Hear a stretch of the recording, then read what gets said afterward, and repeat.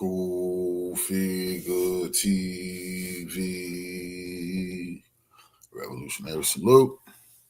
Revolutionary salute. Like, share, subscribe.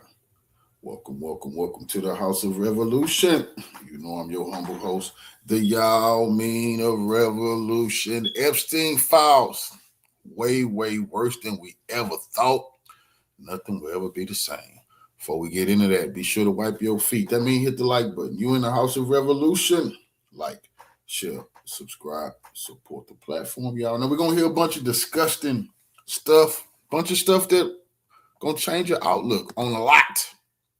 You cannot overlook that the Epstein files is changing how we look at this world forever. Let's get into the content. Epstein is talking about he wants everyone in the world to have his DNA. He didn't say I want every woman in the world to have my baby. He said I want everyone in the world to have my DNA. And he's working with and communicating with the people that are making the RNA. And he's talking about utilizing that as a delivery system with some of his own DNA. It's quite possible, after me reading that everyone that has gotten that Jabberwowski is walking around with Epstein's DNA in their body. If he was successful, there are millions of people walking around with some of his genetic code inside of them so that he can live on forever through everyone else. This is narcissism 10x. Oh, y'all listening to him, but he's not making it up. It's in the files. And he was working with the people who made the jab. These scientists who are dealing with all this type of nefarious activities was sitting at Epstein's table, taking his money to fund their research.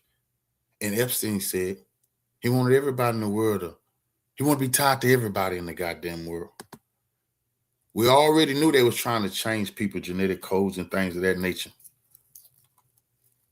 So we got to look real deep into what the small hats was doing this time. And he just was a face of them. What did I tell you guys? This goes so many layers deep that they want us to ignore. There's so much that has come out of this. The Life Touch pictures that in all of our children's schools, even in my school growing up, that's what takes all of the school pictures, does the yearbooks, graduation things, Life Touch, connected to Jeffrey Epstein. Ghislaine Maxwell's father owning McGraw-Hill, which all of our school books come from. Okay, all the DNA testing, the breeding farms, bodies being potentially found on Zorro Ranch. Now, I want y'all to remember this. It's more young black teenagers, boys and girls missing in America than anybody else. Large numbers of them. I did a live stream on that last year. They just exploding numbers of them. But they just chalk it up. A lot of them, they chalk it up to running away, in troubled homes and things of that nature. It's all kind of different BS. They rather tell you aliens abducted these people. That's a fact. They rather tell you that than tell you got to look into what they have been doing. A lot of these young girls, teenage girls, was kidnapped and used on their breeding farms. They don't want to talk about the breeding farms Epstein them had. And one thing we do know, two things for sure, is they treasure our melanin. The melanin is more expensive than any other oil and uranium and all the lithium, all the rare earth minerals that they say they're looking for. Your ass is the rare earth mineral that they can get their hands on. And we have been paying attention to these Epstein files. Nothing will be the same. But I know a lot of black people have been getting kidnapped and they've been doing nefarious things with these individuals, but it's all in the damn Epstein files. Even the Hunger Games. Yes, we're going to watch videos. They hunted black people. The Hunger Games, yeah, they were doing that to black people that they kidnapped. I already seen 2 months ago, they was talking about doing the Kosovo War, where Europeans was signing up to go to Kosovo, get with a certain military, and just hunt Europeans, kill regular Europeans. You pay a high price, you pay good money. You can go into the battlefield, getting a sniper's perch, and shoot you some Europeans. So imagine what if they willing to pay to do it to their own. Imagine what the fuck they was doing to our people. I mean, I don't even know where to look. And let's not talk about all the companies, the heads of companies, Lex Wexner, okay? Who, guys, do you understand? I'm gonna do another video about this. Who with Jeffrey Epstein ended up owning girls' stores. And them African leaders, they should be ashamed of themselves, because Epstein said they can do whatever the fuck they want in Africa. Whatever they want. And remember, whenever you hear Bill Gates and these motherfuckers talking about they was going to Africa to try this, try that, Epstein them put that in their mind. Bill Gates is a computer geek. He never knew nothing about doing this type of shit. Thinking about different birds, coming up with different flus and vaccinations, and they use that motherfucker's face for these nefarious shit. They say they can do whatever they want in Africa.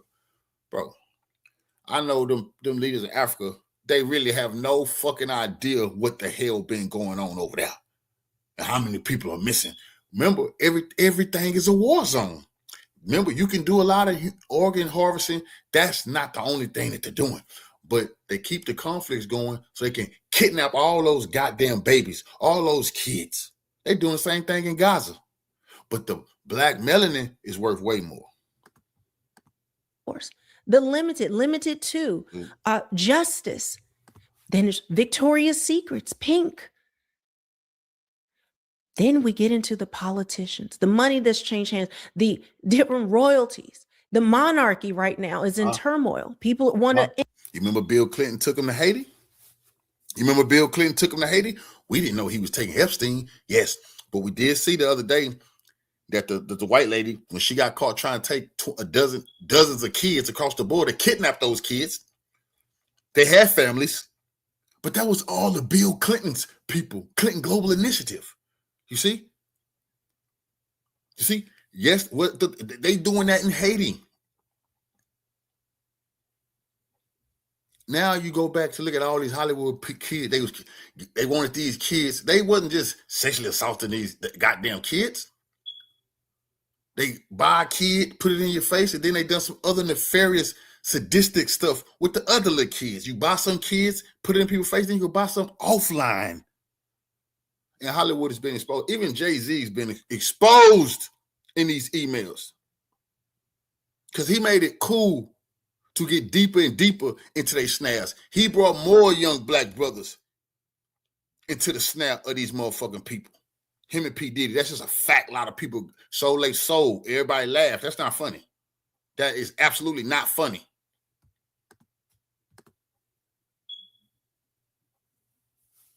End of the monarchy for the things that were done and covered up. But we know even those things are just scratching the surface.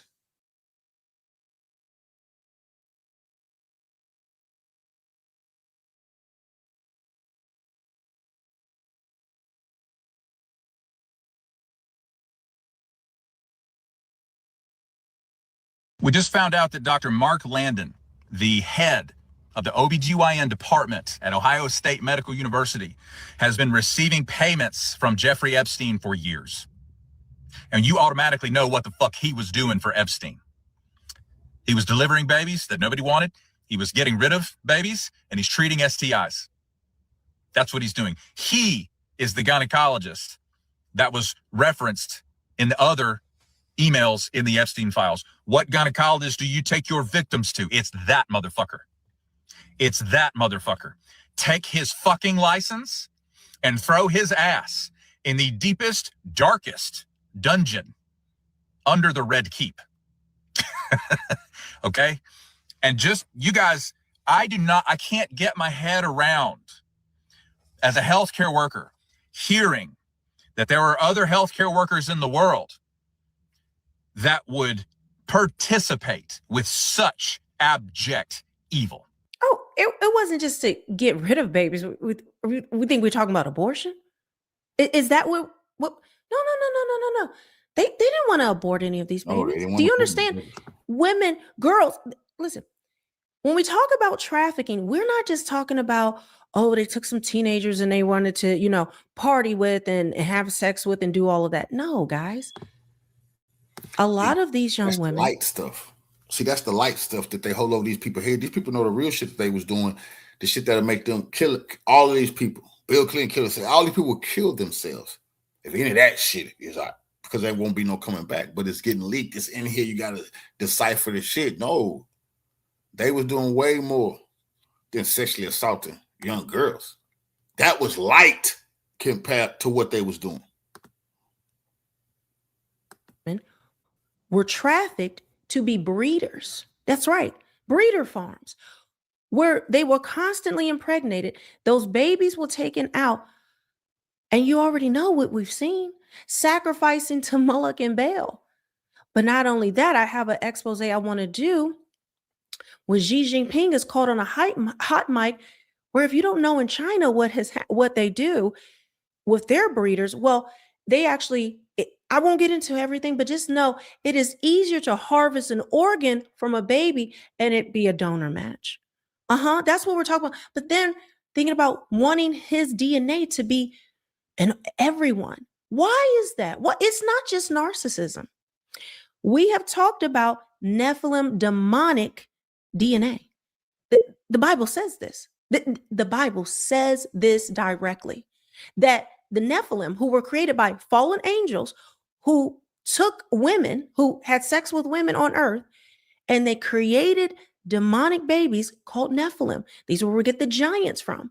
But what a lot of people miss is that, Nephilim, the Bible says specifically that giants roamed the earth but during the days of Noah and after. And after. These are demonic beings that can shapeshift, that can do so it isn't just about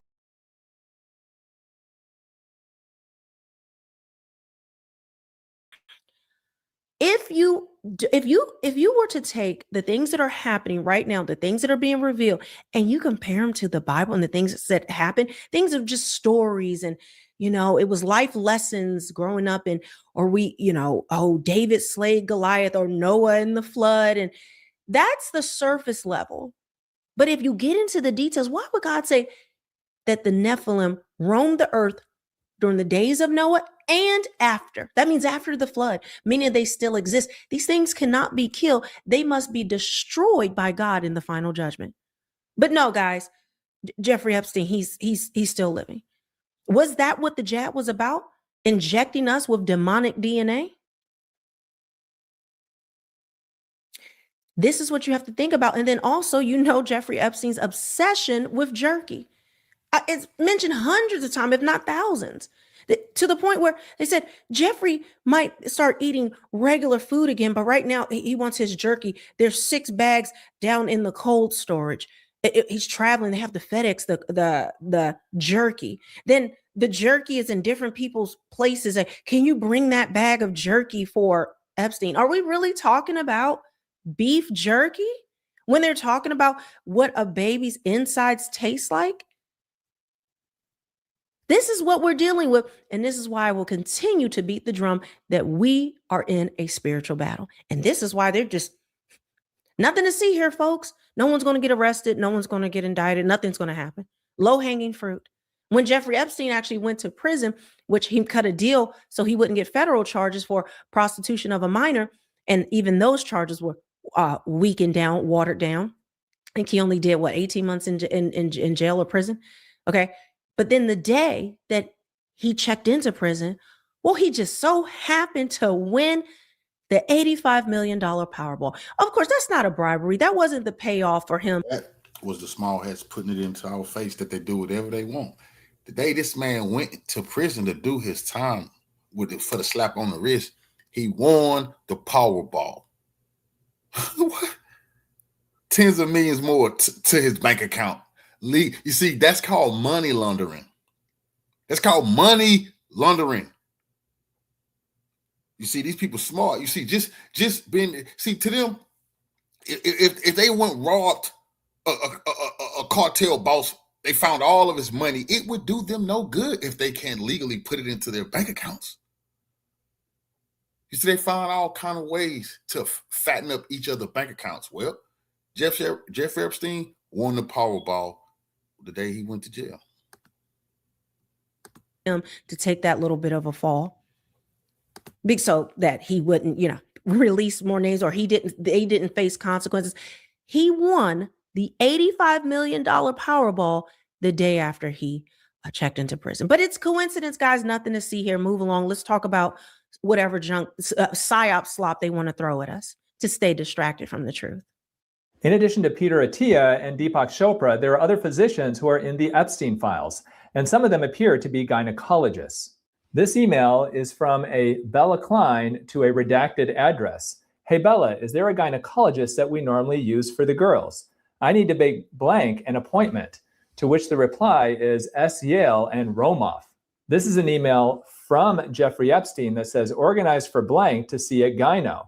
The reply is Romoff or clinic blanks once went to which Epstein replies either, and then they reply, in the process of setting her up with Romoff, she is trying to make time in her schedule. Now, I don't know these doctors and I'm not alleging anything, but I think it's important for any physician named in the files to come forward and explain why they're in it.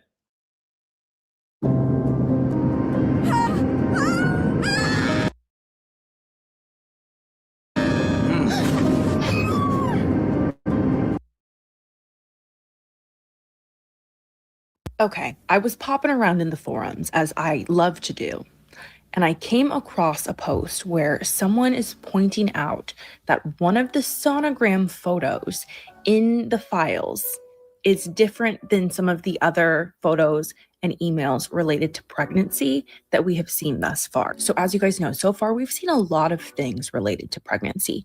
There is a video sonogram in the files of an unknown baby. There are countless emails where girls are coming to Jeffrey to let him know that they're pregnant. We've seen pictures of baby bumps, videos of baby bumps. We've seen the DNA kit. Yes, we know that there are babies in this mix, but what's different about this sonogram than all of the other mentions of pregnancy throughout the files is the date. This sonogram was taken in 2024. Jeffrey had long passed away at this point. 2024? Whose baby is this? Is this one of Jeffrey's frozen seeds? That is so incredibly recent.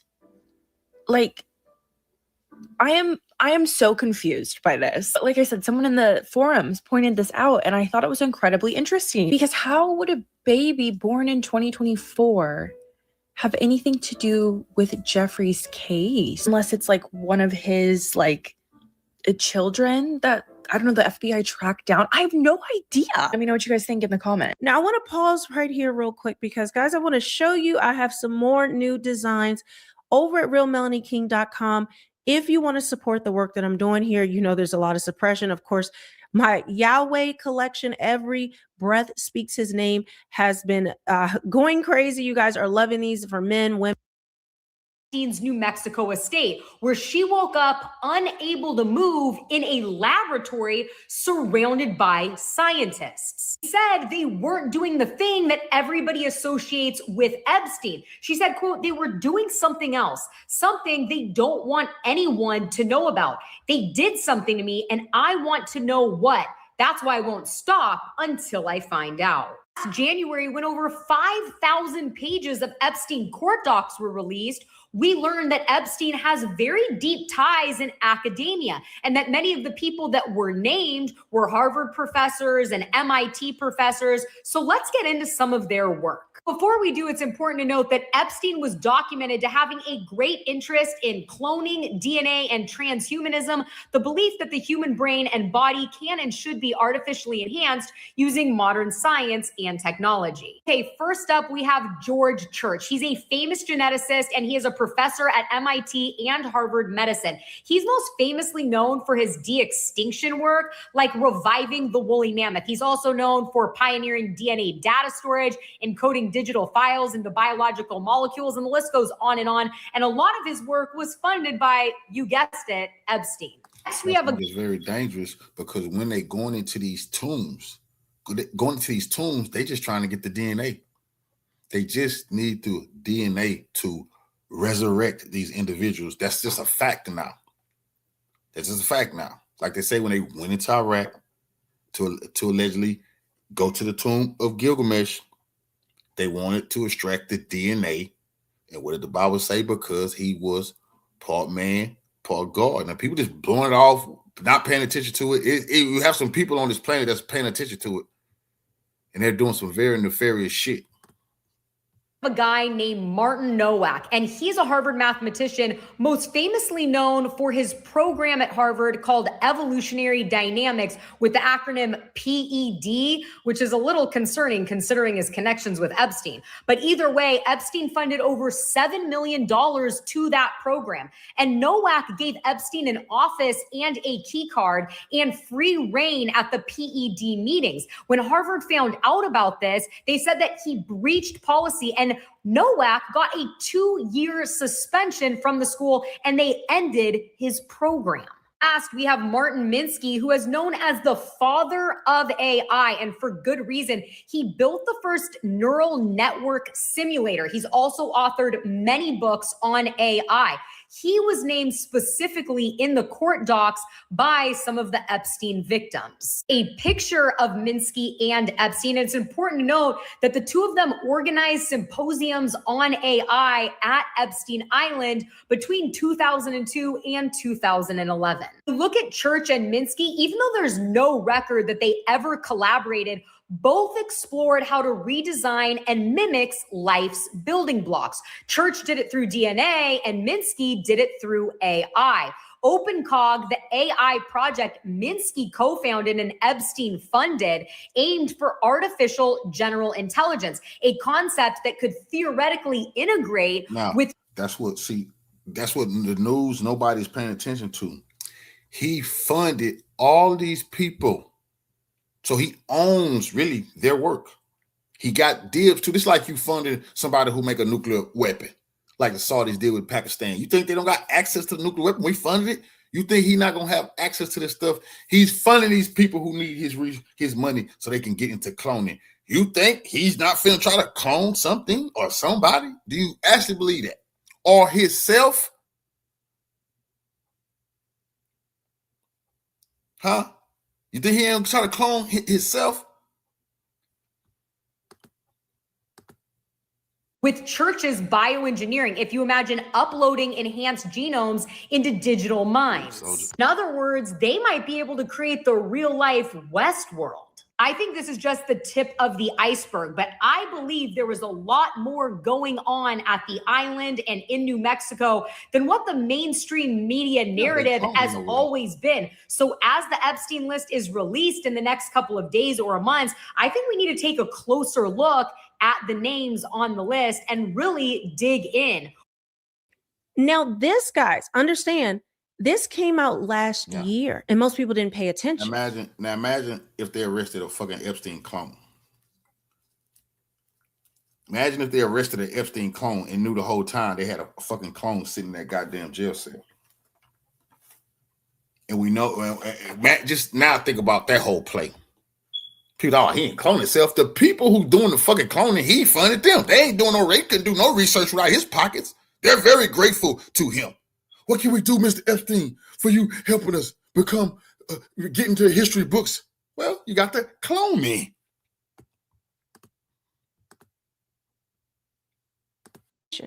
So that's why she said more names will come out. But understand, now we have this final dump, even though I gave you a video earlier where they did the calculations. Only 2% of the files have come out. Pam Bondi caught on a hidden camera saying that there's over 10,000 videos of kids. 10,000. And now, guys, we don't have any of that. But understand, only 2%. 2% of the files. And they just dumped 3 million of them. And we also know nothing happens to these people. He got a suspension. They're not fired. They probably still get paid on academic leave, if they even get that. We've seen ties to many different universities, many different hospitals. Does anybody care? Absolutely not. Just like the days of Noah. Guys, I want you to notice something. As you look through those files, one thing keeps coming up over and over again. And that thing is DNA.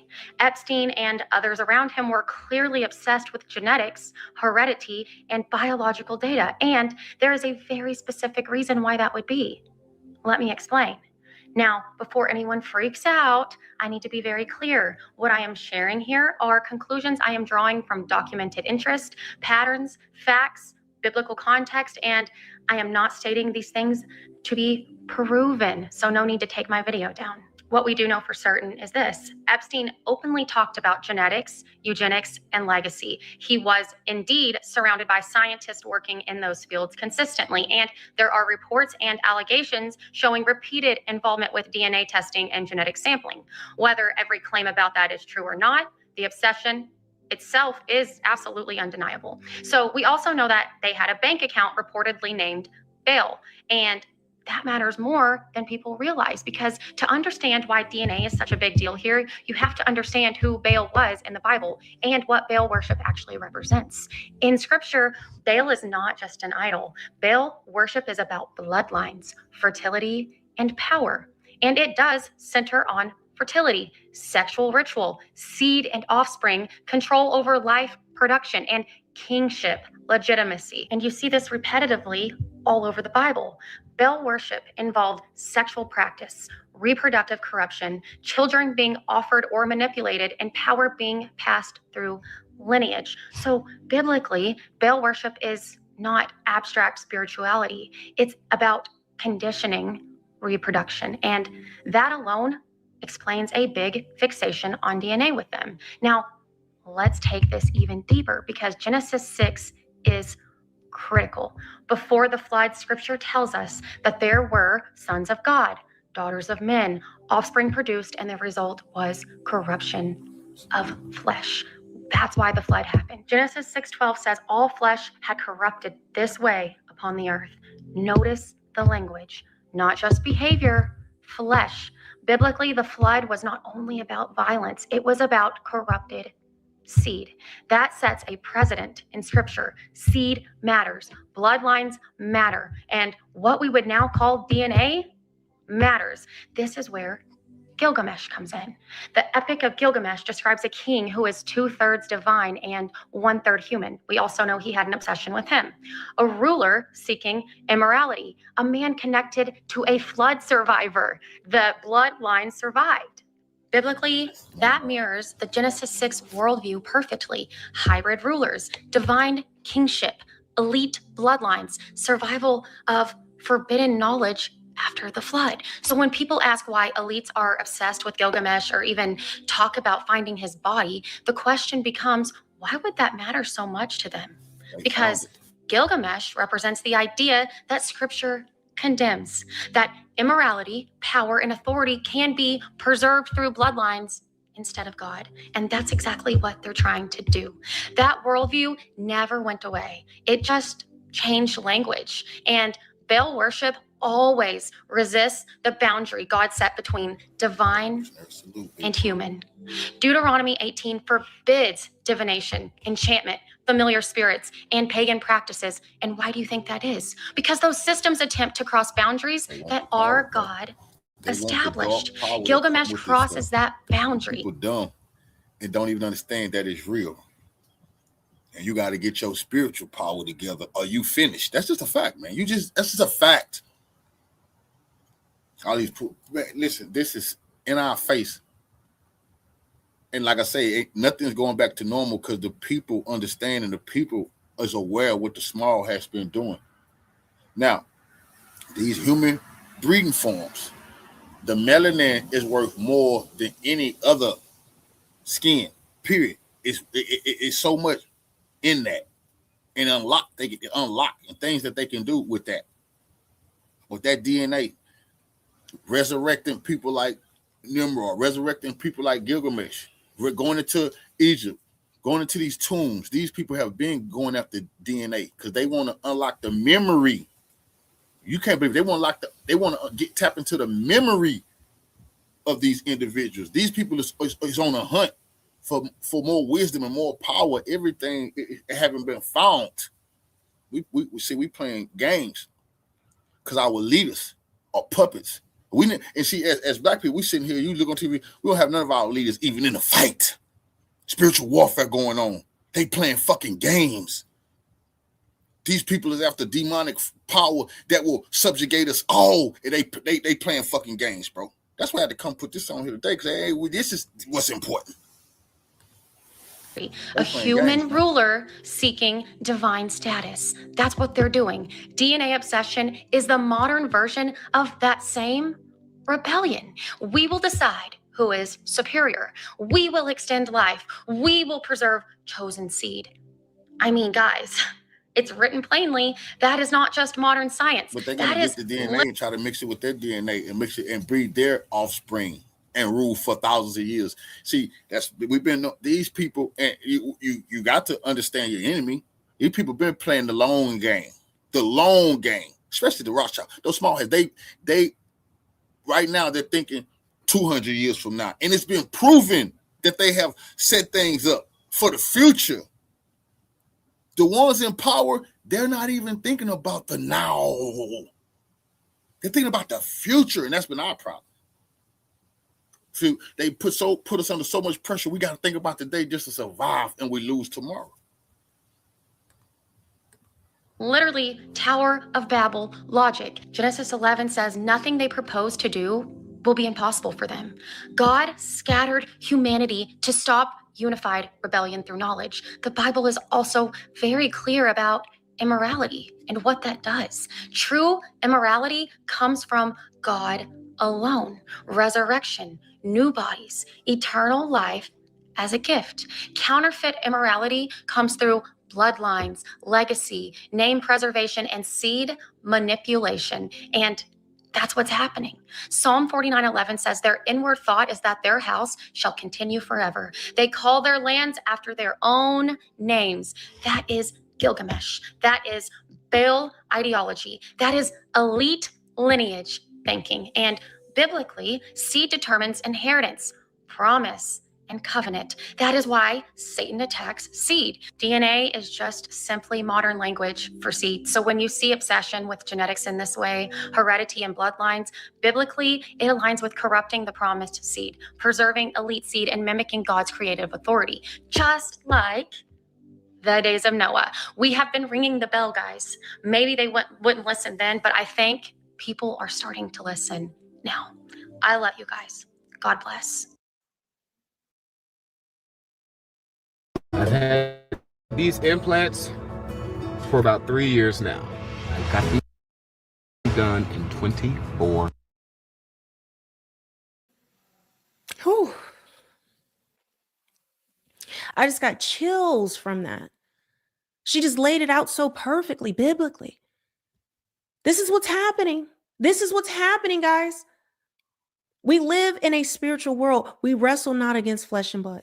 The Bible never lied.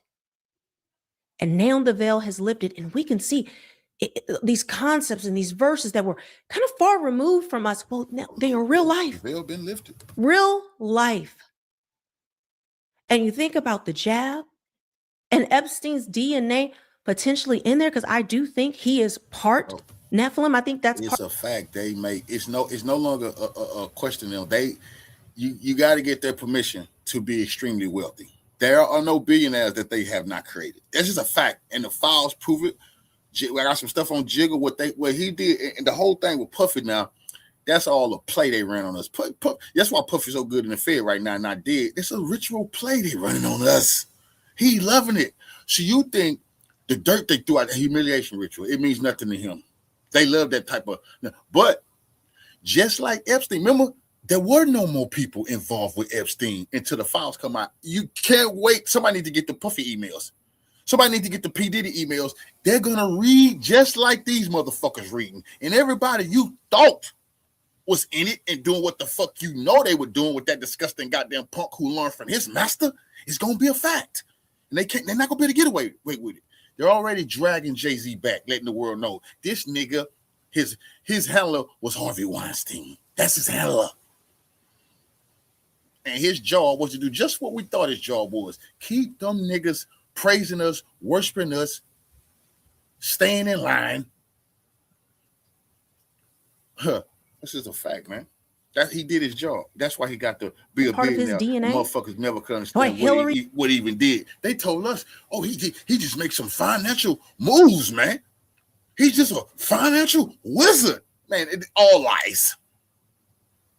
You can't even find the financial moves. You just look at the thing, oh, Jay-Z, he signed a new deal. Well, that it was another bullshit move to make any man, our scientists, our doctors, our act. You won't look at them. The kids, who the hell they gonna look at them for? Why would they look at their father, who's a hardworking man, when Jigga got $1 billion? They don't want to hear that crap. You broke, daddy. Hillary Clinton was obsessed with getting the DNA from Gilgamesh. He was obsessed with that. That's Nimrod in the Bible. Gilgamesh, same thing. This is why we went to Iraq. I told you they found the tomb of Nimrod because Saddam Hussein thought he was the reincarnation of Nebuchadnezzar. And when he found that tomb, and then we found a Stargate there as well. And then we didn't go to Iraq for weapons of mass destruction. We didn't go there for oil. Yes. No. Yes, we did. We went there. Gilgamesh was the weapon of mass destruction. So we can no longer say that. I'm not saying it no more because they laughed in our face. The whole time we kept saying they lied. No. The DNA of Gilgamesh, of Nimrod from the Bible was the weapon of mass destruction, and they absolutely have it in their hands. That's a fact. There immediately and built a military base right over that site. It was in the news at the time, and then poof, like everything else, it disappeared. Never to be spoken of again. And that was called the first Project Stargate. And now the AI data centers popping up all over the country, especially the $1 trillion one in Texas. Well, that is the second Project Stargate. So guys, make sure you are subscribed, hit the notification bell, the links to ways that you can support me, including my merch shop, realmelanieking.com. We have got to continue to get this truth out regardless. Listen, I'm going to be here till they turn the lights off, till they just shut me down.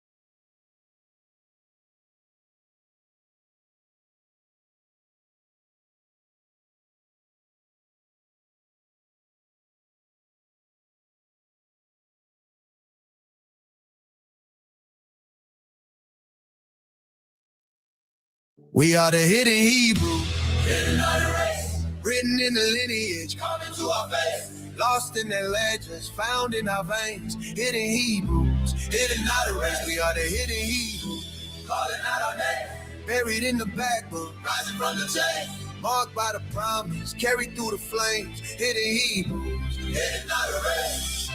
Census on paper, census in chains. Borders got drawn, but the covenant stayed. From the Gold Coast gates to the auction floor, the same 12 signs at a different door. Prophets in the fields with the callous hands. The following podcast contains material and commentary from guest presenters that some viewers may find offensive, disturbing, or controversial. Listener discretion is strongly advised. This episode includes an interview featuring Rabbi Finkelstein of New York, during which certain statements are made that some audiences may find troubling. Now, please note that the views and opinions expressed by Rabbi Finkelstein are solely his own and do not reflect the views, opinions, and positions of this channel, its host, or its affiliates. Our purpose in sharing this content is for informational and discussion purposes only. We encourage listeners to engage critically and thoughtfully with the material presented. If you are sensitive to controversial or potentially offensive subject matter, we advise that you do not proceed with this episode.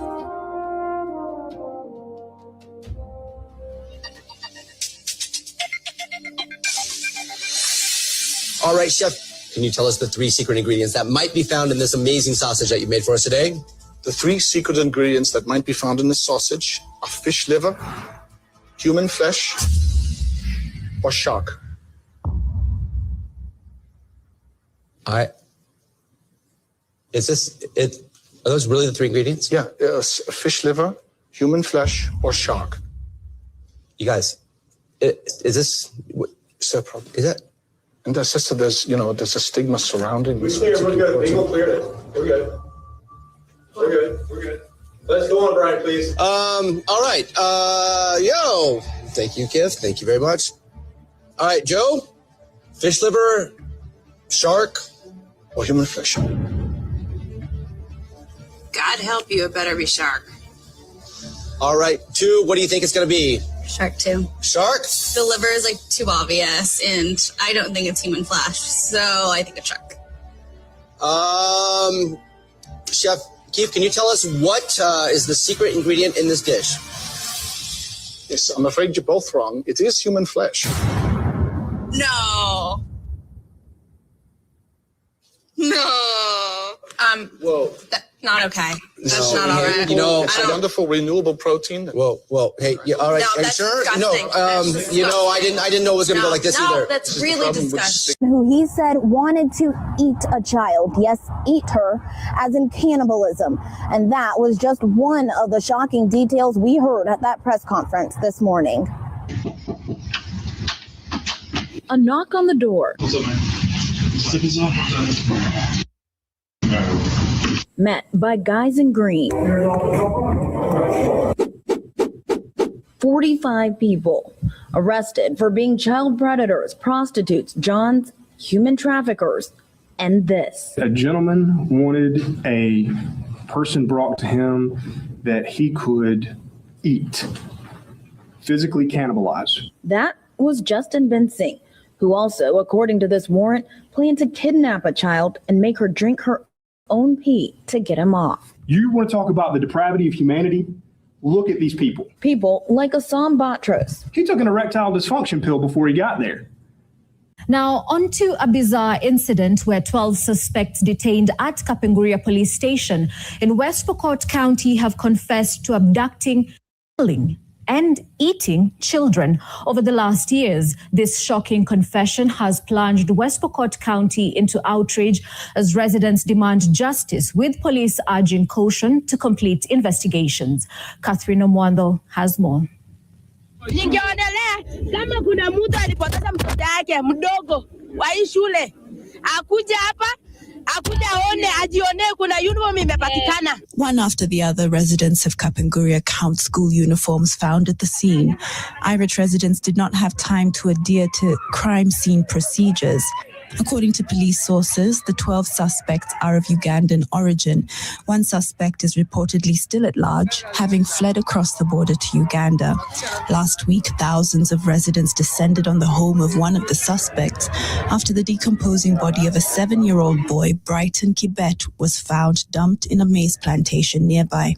Inside the ruins, villagers uncovered hundreds of children's clothes, including school uniforms, exercise books, and shoes, leading many to believe the victims were school-going children abducted traveling to or from school. Police say the suspects now detained at Kapenguria police station have confessed to the horrors. Locals say they were targeting children aged between 5 and 13, as ropes used to tie children to prevent them from escaping were discovered. Elizabeth Cheptana, a mother who lost her son in 2006, managed to identify her child's clothing among the pile. Jeffrey Epstein and his Hollywood elite circle have been exposed as cannibals. Not rumors, not whispers. Hard evidence from the files. Babies in fridges. Jerky as code. Rituals that will make your blood run cold. An entire grotesque subculture of trafficking. Another thing that I was pondering last night as I was going over a bunch of information for y'all. Hundreds of years ago, the imposters, these usurpers of other people's traditions, and they were booted out of hundreds of countries for something that was called blood libel. Now, I'm not saying YouTube community guidelines. I'm not saying that they ever did what those people in those countries were saying that they did. Those people in those countries were saying that they were killing, and there's so many documented cases, but I guess they all made off those cases. Hundreds of documented cases that I'm figuring is made up. They would get a Christian kid, crucify him, torture him, sacrifice him on the holidays that they usurped, and they was pretending like they was these people of the book, but they still was really Baal worshiping. Now, if you listen, pay attention to what they're saying Epstein and these individuals is doing. A person could say, wow, Epstein said that he don't respect none of these women, none of these kids, because they are going. They're Christian kids to them. That's what he said. It's in the emails. They mean nothing to them. That's crazy. That sound like the charges from hundreds of years ago of his ancestors. Consumption and depravity on an industrial scale that has been blown wide open. And at the rotten heart of it for years, according to Epstein Files investigators, Ellen DeGeneres, the daytime TV queen who smiled into America's living rooms while allegedly orchestrating horrors in the shadows. They called it conspiracy, they called it rumor. But nightmares like this don't disappear, they get buried. And what's buried long enough starts to rot.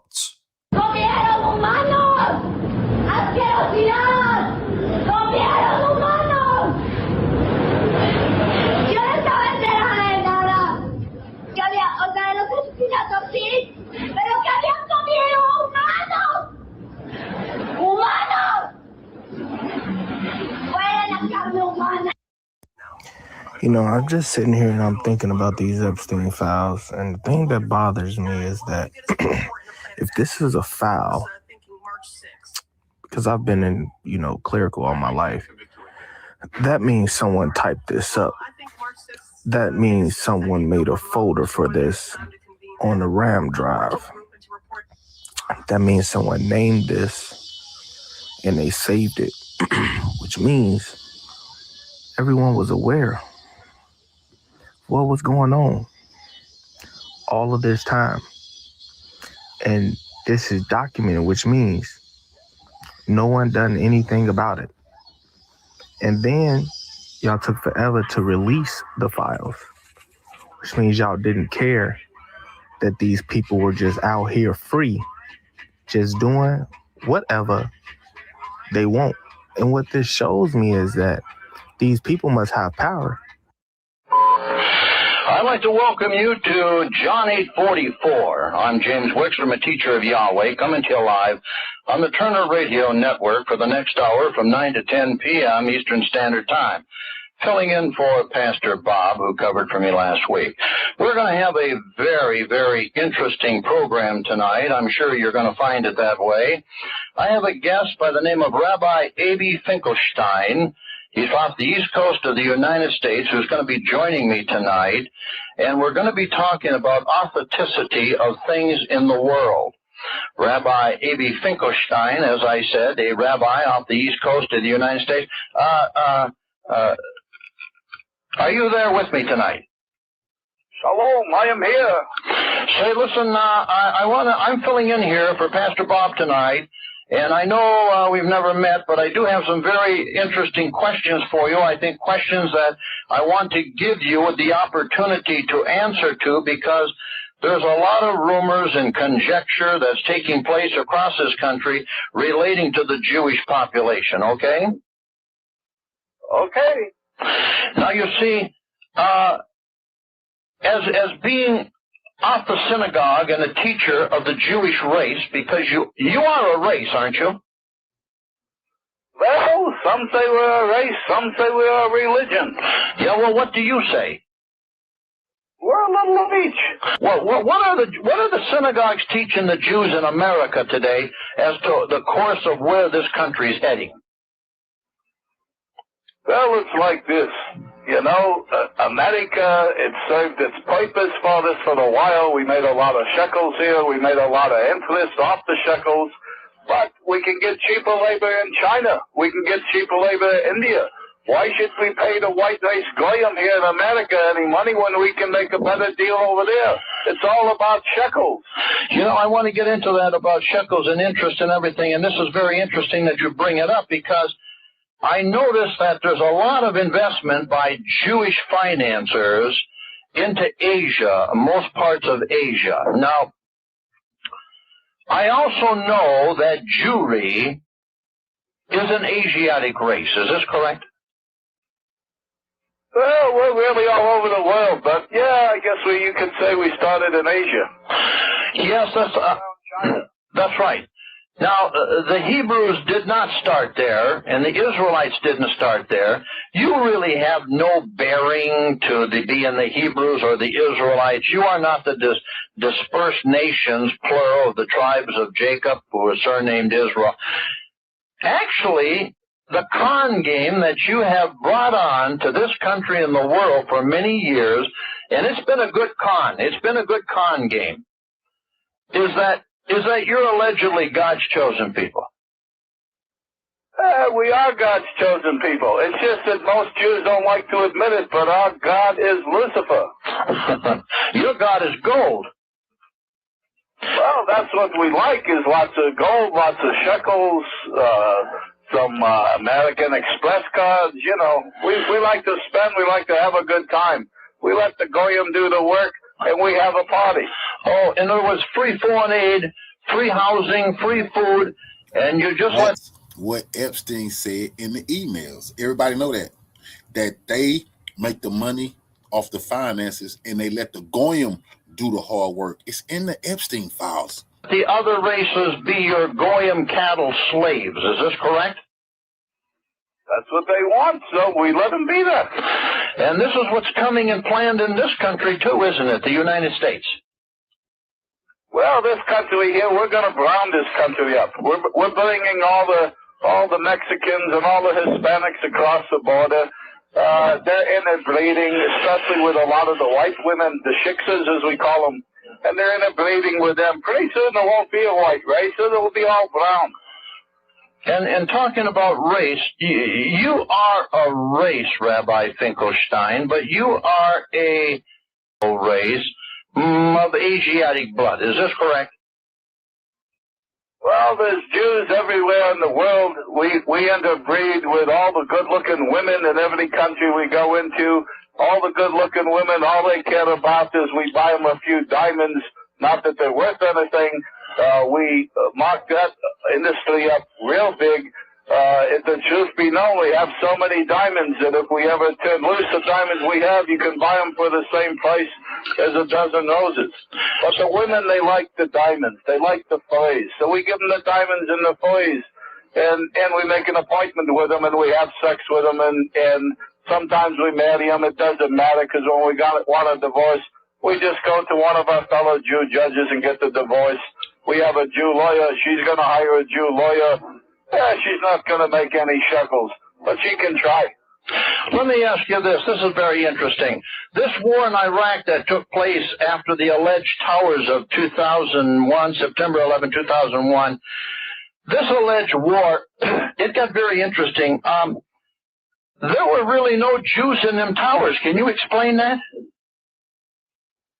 Well, spiritually, there were a lot of Jews in the towers. A lot of Jews died in those towers, spiritually. Oh, I see. Well, the 3,000 Jews were not at work that day in those towers. That just gave a lot of people have the impression that the Jewish population out there in New York was aware that something was going to happen, and they didn't show up for work that day. Yeah, we got a call from the Kahilla that Ariel and some of the boys in the Mossad, they got together and they wired up the buildings and they took them down. It was going to be a hard thing to take them down anyway, because we wanted to build some new structures and the buildings were getting old and it was time to bring them down. This way, we make some shekels by destroying the building. Old Silverman, who's a good friend of mine there, Larry, he got a twofer. He got a 2-for-1 there, and he doubled the insurance magically just 3 months before it happened, and then he got a 2-for hit on it, so he made like 4 times his money. I should have been in on the deal. He asked me, but I said, I don't know, let me think about it. It took a little too long for me to think about it, and he pulled the plug. He pulled it, as they say, and so the buildings come down. But at least I got in on the market, and I was short American Airlines, I was short United Airlines. Nah, the small hat who just had to testify before Congress, who Trump put in administration, he one of the financial guys. Remember, 30% of his staff was killed. Might be 7% of his staff was killed in the Twin Towers. He made a lot of money too. He just so happened not to be there because that day he had to take his son to school. But his brother and his friend died. It's called a corporate takeover. I was short Lloyd's of London Insurance Company because they took a big hit. Allianz Insurance Company, I was short them. So I made a few shekels. Well, let me ask you this. You know, there's a lot of speculation here. And this U and K on all food labels, for example, that are sold in supermarkets, etc., is this a Jewish tax that is paid to, like, rabbis like you all over the United States? Is that another con job at the expense of the goyim, the masses who purchase the product? Well, I didn't get in on that one, but yeah, it's a lot of other rabbi groups. They tax the food, and you could call it a tax. You know, you're entitled to make money where you can make money. If nobody stops you, you make the money. And but you know, the goyim, I mean, they're the cattle. The white race out there, they're the goyim, they're the cattle. And so if we want to make money off of feeding our cattle, who's to say that that's wrong? Total industrial plants, automotive plants, are being shut down. 1,500 to 3,000 in a plant are losing their livelihood. It's just a matter of time, isn't there? Well, of course. But all they really ever had anyway, once you give up working for yourself and you work for somebody else, you're a slave to that person. What you're doing is actually, he's not paying you money, but all the labor that you're doing, you're giving him a piece of the action. And when you give him a piece of the action, you're making him the rich guy, not you. So all we let them do is make a subsistence living. They could never afford to buy a house on their own. We got to give them a payment plan. Of course, we do them a favor, and so we collect a little interest for that, about 3 houses for every one that we sell them. But you have to be in business for yourself. If you're not in business for yourself, then you never have a chance to make any money. You're going to be a working stiff, a slave, a serf. You're a schlepper. You know, Rabbi Finkelstein, you're very brazen tonight, and I'm really surprised at how truthful that you've been in answering a lot of my point-blank questions. Why is it hard for why do the Jews feel, or is this just a paranoid, schizophrenic feeling that everyone in this country is looking at them, want to do things to them and stuff like that? Well, they better not look at us too hard or accuse us, because that's anti-Semitism. And if we catch you with anti-Semitism, we can throw a book at you. Remember, we control the court system, all the Jew judges, the Jew lawyers, the Jew prosecutors, and we wrote most of the law. Not us necessarily, but we pay our goyim in Washington, D.C., the Democrats and the Republicans. They sit around and we have them write up laws. We tell them what to do. They put it on the paper. We don't actually even do the work. Well, you know, as we're on the Turner Radio Network here, this is one of the only live radio networks that actually two individuals that come from two opposite parts of this planet, you, Rabbi Finkelstein, and yours truly, James Wickstrom. You know, we are on two totally opposite sides of this planet, and both of us have two totally different wants and needs and desires against one another, and yet here we are, sitting here tonight live on the Turner Radio Network, discoursing about people, discoursing about things, being honest and truthful, and in telling the truth to the masses. But, you know, the masses have a hard time believing anything. Well, we've done a great brainwashing job on them over the centuries, and especially the last few hundred years. We've just brainwashed them completely. They believe anything we tell them. And, you know, in the meantime, we have a lot of fun around Passover where we steal the children. And, you know, I know you know because I've heard it on your show before. I mean, we steal 100 to 300,000 children a year just here in this country. And we drain the blood and we mix it with the Passover bread. And then we throw the bodies into the slaughterhouses that we own. and we grind up all the bodies and the sausage and the hamburger. McDonald's is one of our favorite outlets. And the people, they eat it for breakfast, they eat it their children for lunch. And, you know, as Jews, you know, we gotta do what we do. The most important thing to remember between you, Pastor Wickstrom, and me, Rabbi A.B. Finkelstein of New York, that we both have two fathers, and so that's why we look at the world in two different ways. And we know that there's a massive collision that's going to take place between two forces, don't we? Well, that's what your book says. Our book says that we're going to take over the world. Well, I look at you. You're doing a pretty good job right now. Yes, you've done a pretty good job, but you know there's quite an awakening coming.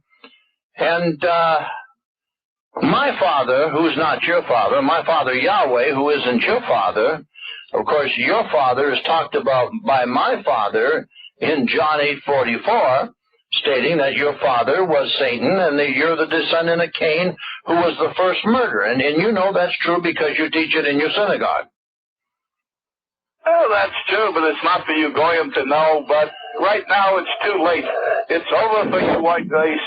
So that's why I'm speaking so honestly here, to bring it out into the open so that you can see it for what it is. You've been teaching the people real good, but they don't wake up, do they? You don't get a lot of followers, do they? Because you know why? They're scared of us Jews, because they don't want to be called anti-Semites, and they believe that we're the chosen people. And so that's why we can do whatever we want to do, and we can get away with it because the white men are cowards. And we go to the synagogue all the time and have some Manischewitz and dance the Hava Nagila.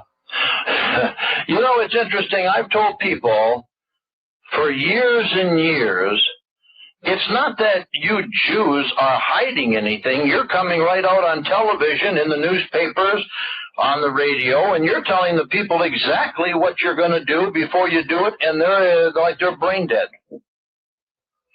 Well, we did a good job with the public school system. We got you to put all of your children in there. You notice that the Jew doesn't put his children in there. They go to the Hebrew Academy, where we teach them the real things, and then they go to the synagogue and they learn the real important things. But we send your kids to the public school. We even have you tax yourself from your property so that you never own your property. And so if you don't make your property tax, we're going to take your property. You can bet on that. And we have you put your kid in a 12-year babysitting is about all it does, because you don't learn anything. And then by that time, the kids, they get to be teenagers, and then we give them the music. Not that we really want to call it music, because, oy vey, that's not music. But they listen to that, and then they want to do what they want to do, and so we sell them drugs, and we make a lot of money off your children. Your children from cradle to grave. All we do is make money off of them. Your cattle, your goyim, the human cattle. Mazel tov. You know, it's interesting. Yes, I know what you call us, but you know, you may call me Goyim, but I can call you devil, but you know I'm going to be calling you a good name because that's what you are. Well, that's true. Now, you see, Rabbi Finkelstein, in your synagogue out there in New York, do you have a lot of infighting with the other Jews, the Orthodox Jews and the other Jews? I mean, is there a lot of infighting for the money out there in New York? I've heard that there's a big inner war going on now with Jewry. Well, we fight a little bit and we argue a little bit. Of course, that's the two most important things we do is complain and get the guilt. And so what we do, we're not really fighting among ourselves because we're both going to make a lot of money. It's just who's going to make a little more on this deal and who's going to make a little more on that deal. The bottom line, though, is we have the Goyim. The Goyim does all the work. The Goyim makes all the stuff. He sells it to us for pennies. We're the wholesalers. We're the middlemen. We mark it way up and sell it to the other Goyim on the retail side. There's an old saying in Yiddish that the reason that God made Gentiles is because somebody has to pay retail. It's not going to be the Jew for sure. The Jew doesn't pay retail. It's the Goyim that pays retail. We buy wholesale. Well, that's very interesting. I understand that, but I also know the bloodletting. I know that on your Passover, which isn't mine, that a lot of little children do disappear, and I do know that, and I know a lot of police departments and agencies have been informed, but you're very open. You're very open tonight. I'm very surprised that you're talking about the bloodletting of the little children, that you put their blood in the matzah balls and that you eat it on sacrifice on Passover. Well, there was a Goyim that wrote a book about it back in the 30s. I forget his name at the moment. But anyway, he wrote the book. People didn't buy the book. People don't want to listen. We've been doing this for thousands and thousands of years, since down to Adam's time. We take the children of our enemy, which is the white race, and we bring them to the basements in the synagogues, where we drain the blood and watch them die there. It's very similar to how we do the sacrifices that we do with the kosher butchering, and so we do that, and then we mix it with the Passover bread, and so we eat the blood of our enemies. And the bodies, we're not cannibals, so what we do is we take those, because we can make some shekels, and we give them to the slaughterhouses, and those are pounds and pounds and pounds of meat that we grind up in the sausage and the hamburger, and that's why we made those the most popular things, sausage for breakfast and hamburger for lunch. And so all the Goyim out here are really eating their children. And even when we say this outright and tell you people, you don't believe it. So that's your problem. You know, I've got a question, and I yes, it is a problem. But you see, I've always wondered, how did you Jews ever get control of the, i.e., Christian churches in this country? It's always baffled me to a varying degree, Rabbi Finkelstein. You know, you have your synagogue out there in New York on the East Coast, but I'm wondering, how did you ever totally get control of these Christian churches who at one time told their congregations to stay away from you Jews? How did that happen?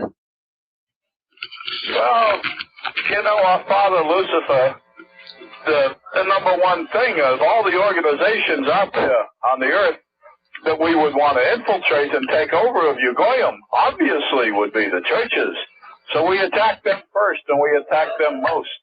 And we infiltrated the Catholic Church right from the very beginning. Why do you think the Pope and all the cardinals and the bishops wear a yarmulke? The white race never figures this out. And so then we took all your books that had all your scriptures in there, and we burned them. And then we wrote them in Latin so that you couldn't understand them. But we understood Latin because we're Jews and we're smart and we're educated. But you, Goyim out there, you never teach yourself. You don't self-teach. You're always looking for somebody else to do it for you. So you wind up being schleppers all your life. And so anyway, 1,000 years later, when a bunch of the white race started to wake up in Europe, and they started to leave the Catholic Church, it was a terrible time because we weren't making as many shekels as we used to.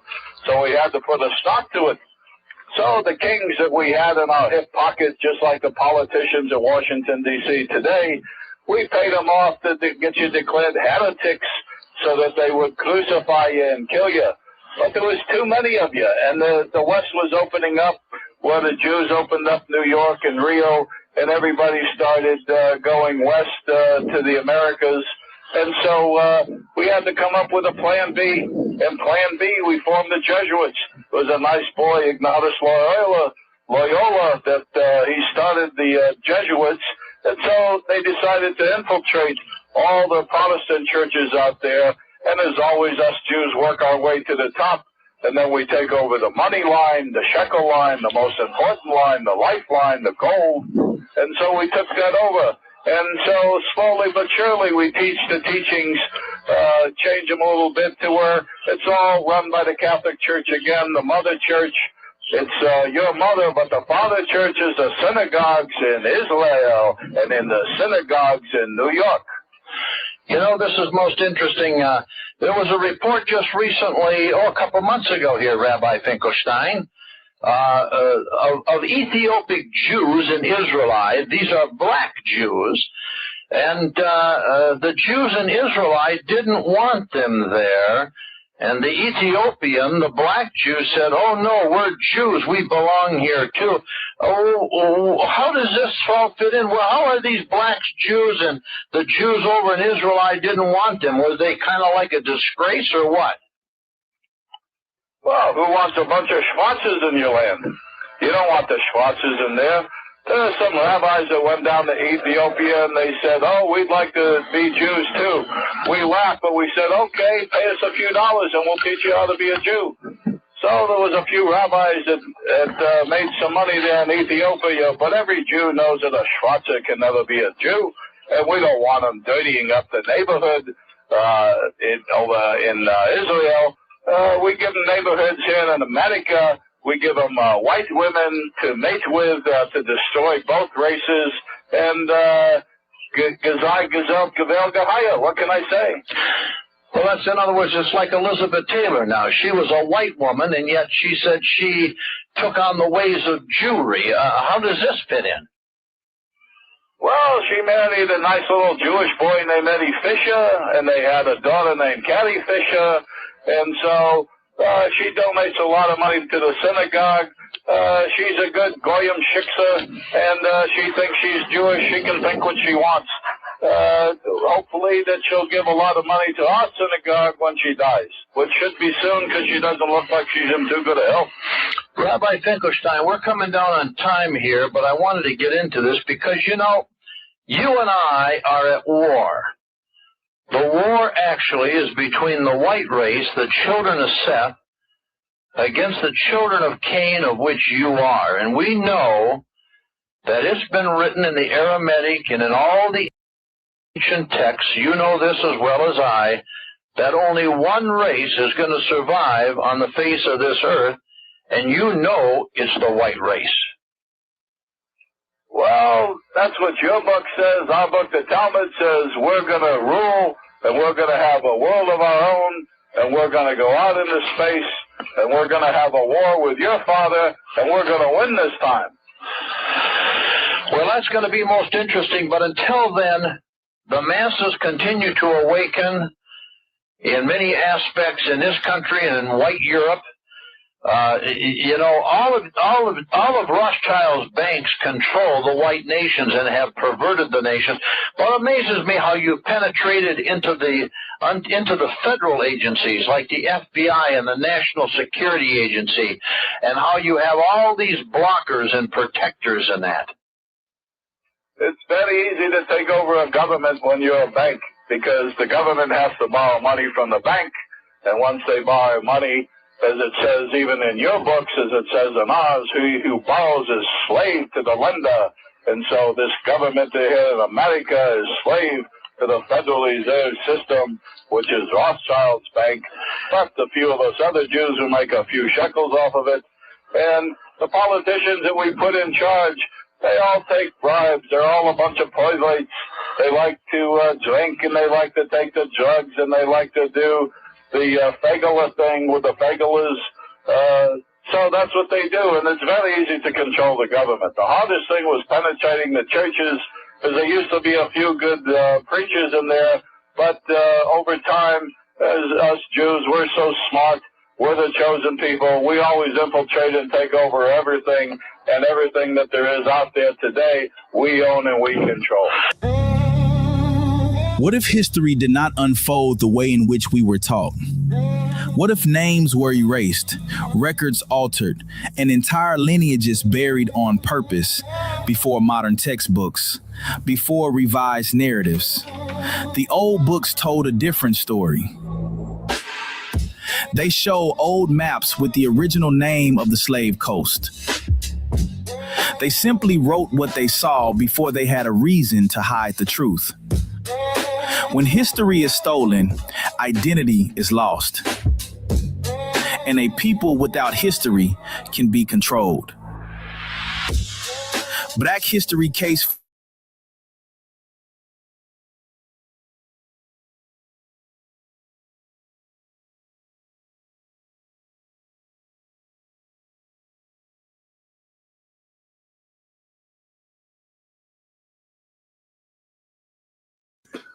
Just wanted to put this out here real quick. There's a greater, more detailed investigation that's going on, that's taking place, but I at least wanted to get this information out to you.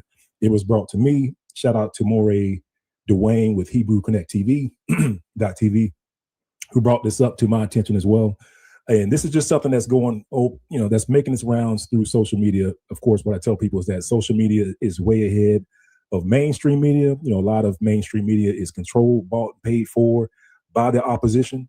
And so that's why a lot of these truths, we don't expect it to ever see the light of day over in mainstream media. So that's why we keep, at least for me, I try to keep watch over on social media, because a lot of these truths that are coming out is coming out on that side of the fence. All right, I think somebody says no video. Let me check. I think everybody, you all see the video? You should have video on your screen. I just want to double check. Yeah, I got video on my screen as well. So if you don't have video, just do a refresh and see if that works. All right, I got some thumbs up. So it looks like we're good. All right, but hey, just get back to it. Like I said, I'm not going to keep you long here, fam. I just want to bring this up to your attention. And of course, as you can see in the title, looks like there's some things that's coming out on the Epstein video, this Epstein investigation. And just for the benefit of those that are saying, all right, so, why are we, as, using air quotes here, African Americans, worried about this Epstein stuff? That's their stuff, right? That's, these other ethnicities. But what I want to bring to your attention, family, is one is not, two is within the African American community, our community is the one that has been hit the hardest with trafficking, child trafficking, young ladies being kidnapped, even young men being kidnapped, but for predominantly, young ladies being kidnapped. So this is one of those things where the African American community is leading the charge when it comes to child. Revolutionary salute to our brother Randy Thomas for the donation to the war chest. Revolution is a way of life. Absolutely appreciate the love, soldier salute. Oh, trafficking. And this is why, at least for me, I believe this is one of those things where, all of the African American leaders, community at large needs to be paying attention to us, because we have children disappearing from our communities, whether it be over here in the States or abroad, because that's another thing that I want to show you is that, a lot of these children, they're not just, being, or coming up missing or being trafficked here in the States. We also see another thing I want to show you, Most High willing, is, over in the Caribbean, right? A lot of these billionaires, they are, Epstein isn't the only one that has purchased an island. In fact, he has two islands. He has Little St. James and he has Greater St. James. And actually, I think I got it on my screen here. Hang on one second. Yep. So Little St. James, you see it right here. And he also bought this one, Greater St. James. And Epstein isn't the only billionaire that has purchased islands. In fact, throughout all this territory, there are a lot of billionaires that have purchased a lot of islands on here. So in other words, Epstein isn't the only one, is my point. And then the other point I want to bring to your attention, family, is in these areas where these billionaires have these islands, these private islands, there's also an epidemic of Black folks going missing, in these neighboring islands. Right. Let's take, I'm trying to remember the name of this island. Let me see. I believe it's a little bit further down. I got to pull this right here. This island right here. That island right here, family, they have a problem, or they're having a problem with kids going missing in that island. Again, in these islands that are around these private islands of these billionaires, Black folks, not white folks, Black kids are either going missing or Black kids are being trafficked. That's why I believe that this is, just one of those things where this is a, one of those things that we just have to pay attention to. And, and this, I did have this scripture up, let no man deceive you by any means, for that day shall come, where my glasses at, except there come a falling away first, and that the man of sin be revealed, the son of perdition. And I believe that we are in that time, family, that day in time where the son of perdition is being revealed. We're beginning to see the depths of the wickedness of this, ruling class, these ruling elites, and we'll get into probably some of this stuff at a later date as to, the consumption of human flesh, the consumption of blood. There's even something about with Puffy Combs that I want to review with you as well, just to show you that the way that these actors and actresses and billionaires and millionaires are trying to stay young, it's not just putting on, some sort of facial cream. They believe in drinking the blood of folks, right? They believe in drinking the blood of folks. So again, that's not the, the topic of discussion for tonight, but just know, family, that there is a wicked ruling class that, the covers are being pulled off, and we're starting to see, hey, they got their hands in all this stuff, and you're starting to see how wicked these guys are. All right. So anyway, like I said, just want to bring that up to you, just let you see that, let you know that this is a problem within our community. And to that end, let me show you just a few things. So one of the things that's going on in social media is that they're saying that in the Epstein files, that there is also some signs that on Epstein Island or wherever, because Epstein, where the child trafficking took place, it was not just on his island. It was actually, they said that it was also at his ranch. It was also in New York. It was, just various different places. A lot of folks are focusing on the islands, but just wanted you to know that it is all over the place. But on Epstein's islands, one of the things that was showing up on X is that they were engaging in some games with black folks on the island. Basically, they were hunting black folks on the island. I'm going to show you this in a second, which is interesting because I showed this video here before. This is a video of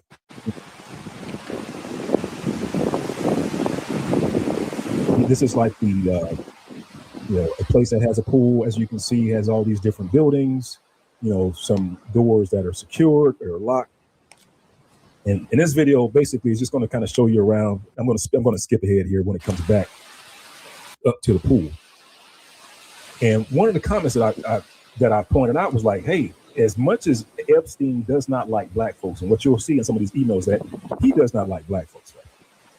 He's using the N-word and with the hard R and all this other stuff. But he has this one picture, this one sculpture in his, prominently in the pool area. It is a person of African descent hunting. He has an arrow, just like hunter games, the hunting games, right? So the Hunger Games, right? So this was just one of the things that stood out to me. I was like, man, I guess he just likes, a picture of black folks hunting on his island. That is strange. But aside from that, let's take a look at, let me stop sharing the screen. I'm going to switch and I'm going to pull up some documents that I downloaded from the Epstein files. So, and I'm also going to show you how to do this yourself too, family, because it is, it's one of those things where you should, if you have extra time, if you have free time, that you should be able to pull these up in your free time and do some searches. Roll up that good denim, and just to see what's there. And let me see here. I got let me pull up my screen. So I'm going to share this first document with you. Not that one. Let's do. Finally, got it up. All right. So just wanted to review some things. Now, these things come from the Epstein document or the Epstein files. And this is from the Department of Justice website. So I want to go over just a few things with you. And this part of this email is just to show you that Epstein was not just hanging out in these, Caucasian places. He was going through Africa. And one of the videos I shared with you all the last time, if you saw the video, and that is in Africa, they also have a problem with kids missing. They were snatching kids as they were going off to school. So one of the things I wanted to show you was Epstein was going through Africa, and then this one particular one, you see an Africa tour route. You can see where he's stopping in Senegal and Niger, right? Gabon, Togo, all these different places, Ivory Coast, Guinea. So these are places where Epstein's stopping. Who's he picking up? Who's getting on off the planes, right? But, just want to show you that he was there. Also want to show you, I'm not going to read this out loud, but you can see it on your screen at the very bottom, is that when you go through these emails, they pictured Negroes in a certain way. African Americans, you can see the N with the hard R. This is the way they were talking about Black folks in the Epstein documents. So just to show you that, he didn't think he had a very negative view when it came to Black folks. The people in his circle did, these millionaires and billionaires. This is how they were talking. This is how they were joking. Again, the Black community, I'm not sure how many of us have looked through here, but I have a feeling that not too many have, because back in the old days, this would be something that the NAACP would have taken a look at. They would have raised the red flag. They would have been like, oh, wait a minute. You got some racists up in here. You guys have to be held accountable for that sort of stuff. But I just want to show you, and I'll actually show you here in a moment too, is that the N with the hard R is, you can find it in multiple places in the Epstein documents. People aren't talking about that. Again, so what would these millionaires and billionaires do to a people that they think is lower than dirt on these deserted islands? What would they do to them? Right?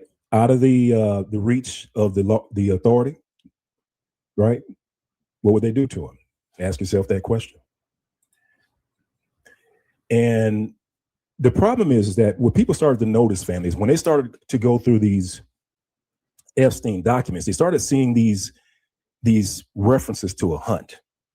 Now, a hunt, if you don't have the context of the full, email, and unfortunately we don't, a hunt could be anything. Hunting for food, hunting for women, right? It's all about context. And so in some of these emails, we don't know what they're hunting. They could actually be on a safari, or it could be something more dangerous and more sinister. So if you look on here, you'll see that it says, thanks. And this is from Rothschild. Something D. Rothschild, right? Thanks, thrilling hunt. And it's got it. Amazing old male. An amazing hunt. My bankers should be careful. Well, what is he talking about? Right? Or what is he or she talking about? I don't know if that's a male or female. I just wanted to show you that through some of these emails, they started to find some of these references to a hunt. Going to mean Lana's party now to hunt. That could be hunting for a female, or it could be something else. Again, these millionaires and billionaires, they have these islands throughout the Caribbean, private islands. What are they doing on these islands? This is Halloween. This could be hunting for candy. Yes, Jeffrey, we are going to hunt. Happy Halloween. What is evil, wicked Jeffrey Epstein? What's this have to do with hunt? Who is he hunting? That's the question. Here's another one. Also, text eunuch. If he is there, I can go alone. Getting ready for the hunt. Again, in these references, in these emails, references to hunt. Landing strip. And this morning hunt. Very, very hot, but so much better than cold Europe. Just got to figure out what's going on. Is this talking about girls? It says, can we talk about a treasure hunt for the girls? That seems like that's talking about the treasure hunt, right? You have a description right in front of the word hunt, right? So that seems like that might be straightforward. And this is talking about a butcher. There had this weird email about a butcher opening up a shop, right? All this talking about cannibalism. And they got to talk about this butcher opening up a shop. hoping that he's serving steaks and hamburgers. That's an email for another day. But let's see here. This one says, and I think I put this one in here just to show you that, again, you can see the reference all the way at the bottom. Jesus is a trick on N-words with a hard R. These are the Jeffrey Epstein documents, family. This isn't just about white folks. This is about black folks. This is about black folks going missing, and this is about them referring to us as ends with the hard R's. And the question is, what do they do to ends with the hard R's when they have no law enforcement, when they have no oversight?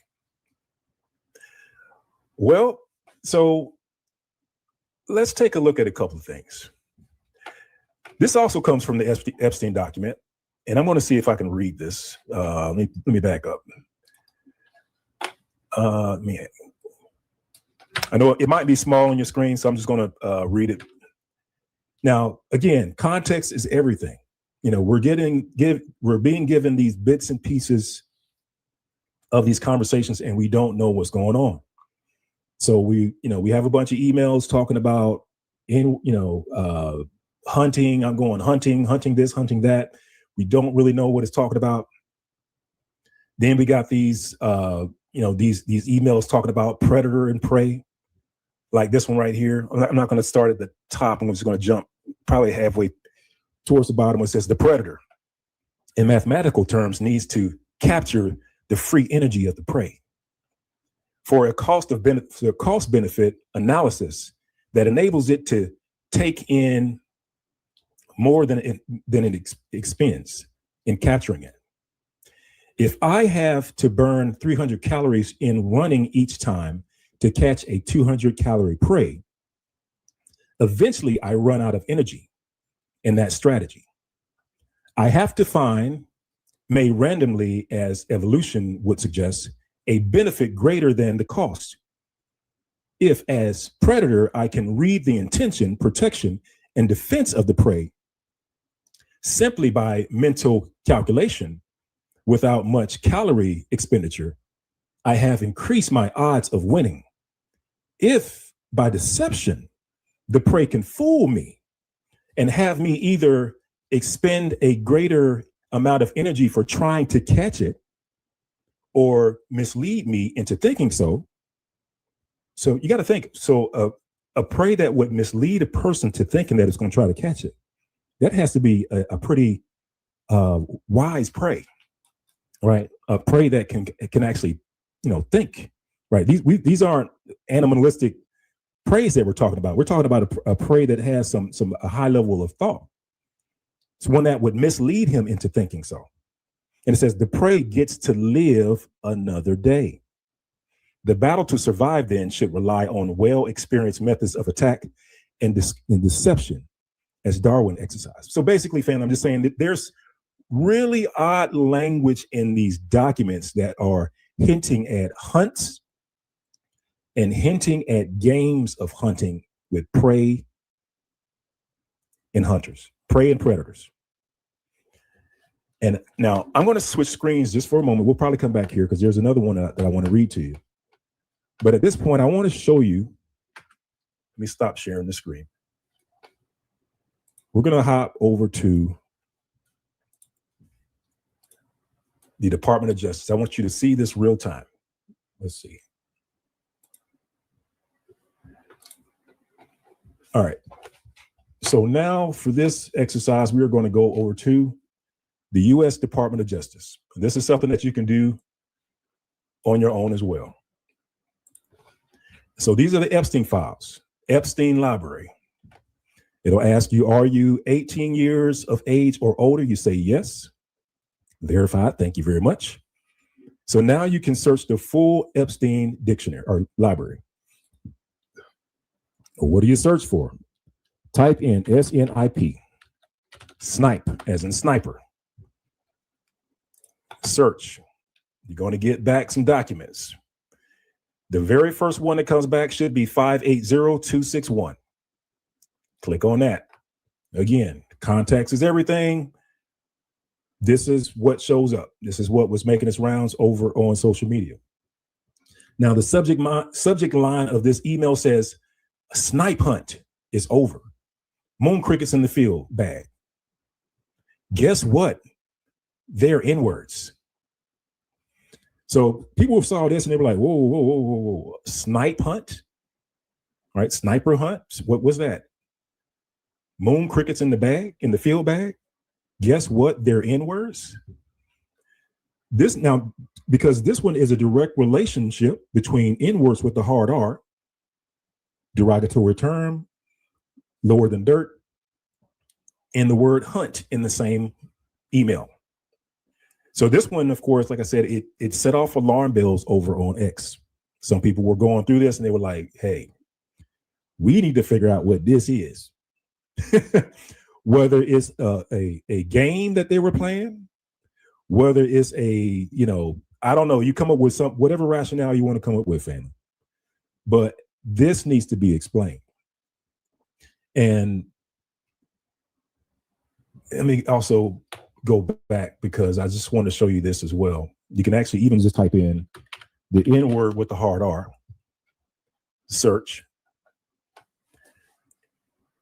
You can see it's throughout. Now, some of these are, I guess somebody was making a joke, and I think this was maybe they were quoting a comedian or something like that, a black comedian. But in either case, you can see that there's plenty of N-words with a hard R. Not just one page, not just 2 page, not just 3 pages, not just 4 pages. So what I'm saying, family, is, this is just something that just, it requires some additional research. And Most High willing, and you can see, look, Dan, they got a term for it, Dan. You can see it there on your screen. Now, I apologize for any kids that are watching. I should have given a viewer discretion advised. So viewer discretion advised if you have any young ones. I'm not going to say these words out loud, but it is on the screen. And so if they're good readers, they can see it. But I apologize for that, Finn. I should have told you that up front. But in any case, you can see they even have these little terms for us. So, yeah. So anyway, that's in the Epstein files. So I just want you to see it with your own eyes that is in the Epstein files. And it requires some additional research. So we're still digging into this, family. As you know, that there are still, over 3 million documents still not released. I think the Department of Justice also mentioned that when they released, this batch of documents, that they withheld the ones that had videos of people being unalive, of kids being unalive, of babies being unalive. They withheld the videos of cannibalism. They withheld those videos, and they said that up front. It's like, hey, we don't want to put this out there. We just gonna hold these back. We just gonna let this go. This is internet safe, right? So, of course, I want to see them to see if there are any people of color in those videos. I mean, granted, it shouldn't be anybody, right? Whether black, brown, blue, or yellow, right? Anybody, anyone gets unalive, any kid gets unalive, that sort of thing should be addressed. But I just think that, the black community as a whole is kind of looking at this as if this isn't our fight, or as if this isn't affecting our community, when in fact it is. In fact, there could be parts of this hunting game that's on their islands, snatching brown babies, brown people out of Africa, out of the Caribbean, taking them to these islands and hunting them, eating them, doing whatever, right? So just want to make sure that, this is on folks' radar. Don't count on the NAACP to take this up anytime soon. They've been AWOL for a long time. They've been compromised for a long time. They actually been bought out by the millionaires and billionaires, in my opinion. That's why you haven't seen or heard no peep from them. So this is something that, that you and I are going to have to do, Most High willing. At least just, we're in the research phase, family, the investigation phase. So again, if you have time, definitely go through, I encourage you to go through these files. You just really, it's just a matter of just doing searches, just anything you can think of, any terms you can think of to search for, use those, just to see if those come up, and just click on some of these PDF files and see what you get. So that's it, family. Like I said, I just wanted to show you that.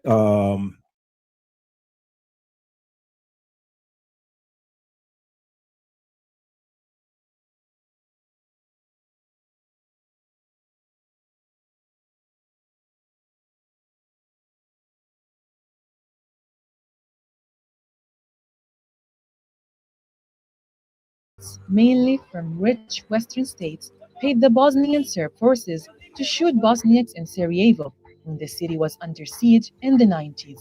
This is what a new document in the 90s, rich Western elite, small hats, and a few rich goyim picked a war zone in Europe, and they got to go to a sniper's nest, handed a rifle by a soldier, and they got to shoot people, hunt them. Real life Hunger Games. But this is just what the low level ones got to do. The elite do it in Africa. It's all in the Epstein files. Documentary Sarajevo Safari by Slovenian director Milan Zupanik reveals. Ja sam iz njegovog iskaza shvatio da se tu radi o jednom safariju na ljude i da su ljudi koji... They talk about this in the US because NATO was part of this. Dakle, dolaze s tim motivom, jedna nova morbidna vrsta snajperista koji plaćaju da ubijaju. Jesti sad koji si išao cijeli. Doing this right now. On the Gaza, anywhere it's a war zone, you can pay to go do this. And then human organ harvest, all that type of stuff. The Bosnian War occurred in the aftermath of the breakup of Yugoslavia and started after Bosnia and Herzegovina passed a referendum to gain independence in 1992. Its capital, Sarajevo, was attacked by Bosnian Serb forces, who rejected the referendum and were trying to secure their own autonomous entity. The war was the most violent conflict Europe witnessed since World War II and was characterized by indiscriminate shelling of cities and numerous accounts of ethnic cleansing. Civilians in Sarajevo were frequently shot at and killed by snipers from the Serb forces during the 4-year siege. Now, 2 decades later, brutal stories of the war continue to shock. Sarajevo Safari, the story by Slovenian director Milan Zupanik, shows that the routine shooting of civilians was not limited to the snipers of the Serb forces, but that rich Western tourists came along and participated in human safaris. In exchange for money, these tourists were safely escorted into Sarajevo, so that they could take up sniper positions over besieged Sarajevo and then shoot and kill Bosniaks. In other words, they paid the Serb forces so that they could have an opportunity to hunt civilians. So-called Prince of Britain, Prince Harry, he was called out about this type of BS 2 years ago when he was talking about his service in the British military in Afghanistan. It was just a glorified hunger game. He got to get with the British military, getting their expensive helicopters and stuff, and then go hunt down Afghans and call them Taliban. And 2 years ago, he talked about, I forgot how many people he said he killed, dozens. And British military people got on his ass because they said that was undignified. He wasn't supposed to be talking like that, but he wanted to brag. And he said, it just killing is wrong, but he had to kill dozens of people. He didn't kill them people in no goddamn combat. They kept that boy far away from the real Taliban. He killed innocent people. Anybody, he has an AK in his hand. Gun him down. He gunned him down in an Apache helicopter. That type of stuff. Like it's a video game. Well, Prince Harry absolutely did that. For their own entertainment, bringing to life the term manhunting, usually only occurring in dystopian films.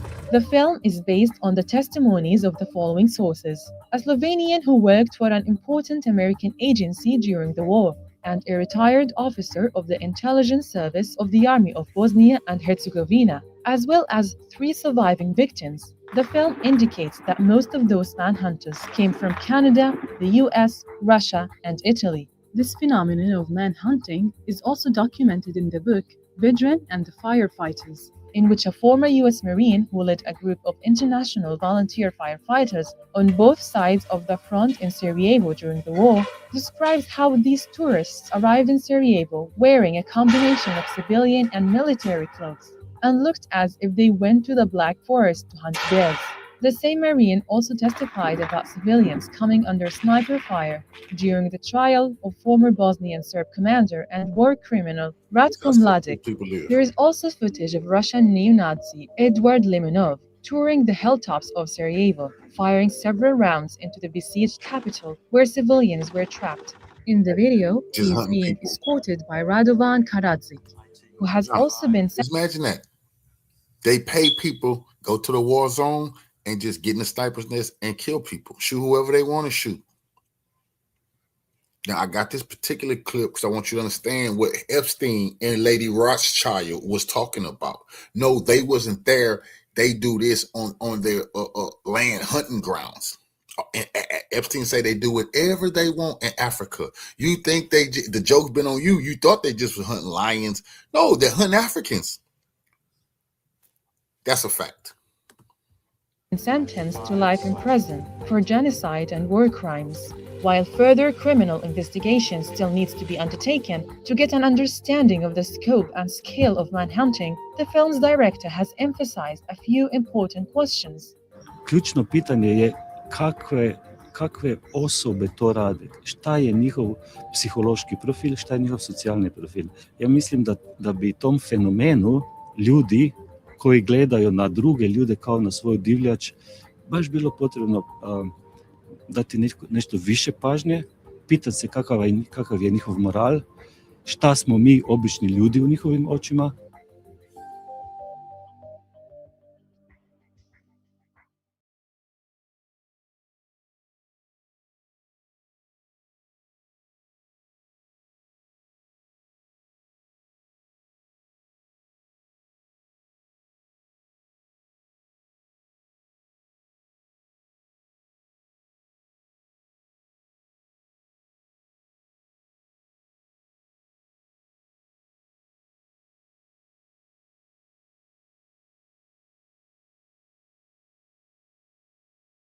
The reporter was fired after airing this segment exposing Pizzagate. Well, Pizzagate, it became a major story weeks ago when an armed man decided to investigate a D.C. area pizza place for himself.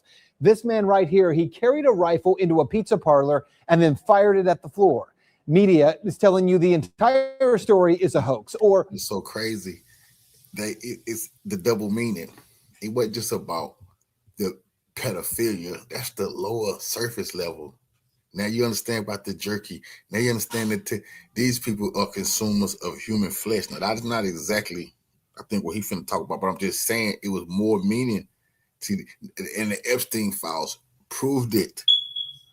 What they're consuming. Fake news. But what does that even mean?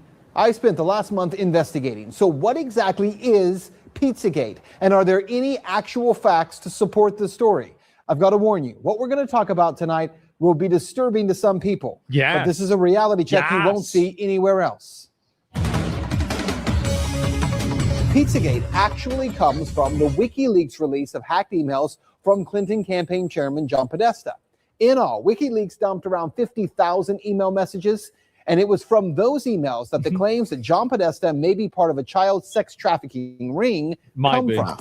To be clear. And this right here is why I don't want to hear anybody say, at least Obama and the Obamas, not in Epstein emails. What the hell are you talking about? What the fuck? You don't know what Pizzagate was about? Podesta? Those were Obama's handlers.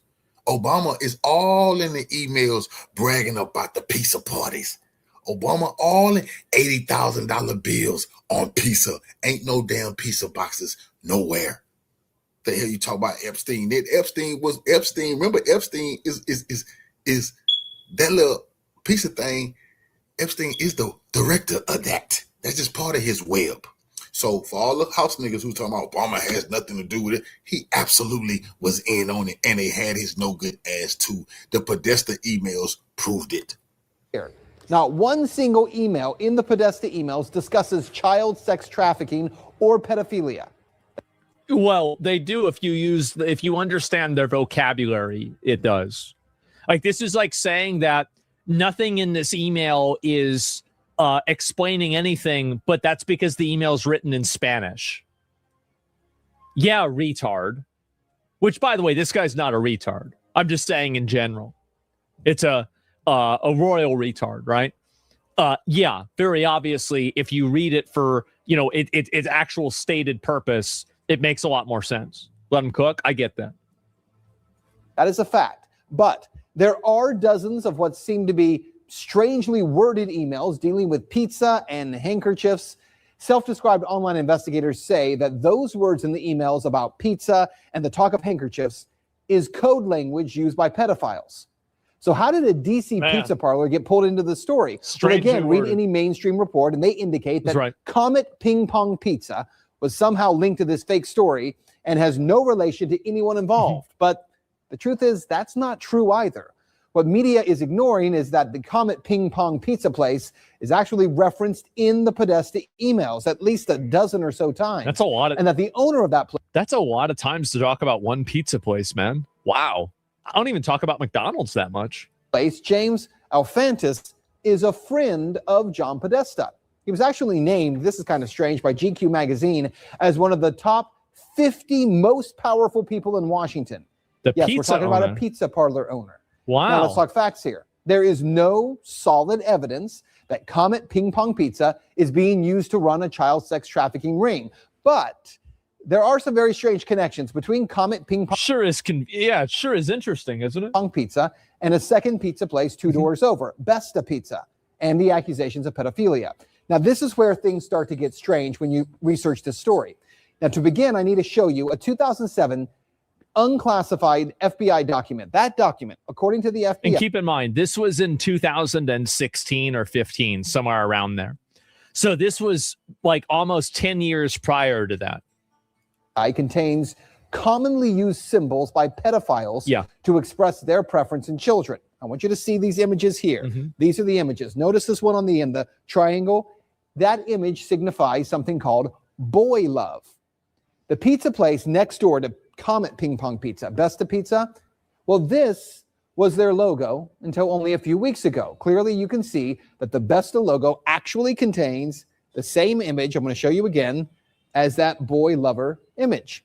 Interestingly, after Pizzagate investigators pointed this out, Besta Pizza changed their logo, and there it is now. They removed the Democrats quiet as hell. They talk about the Epstein files. They got sucked back into it because you got to bring up Pizzagate because they're using the same language and they're talking about the same thing, and it's the same people.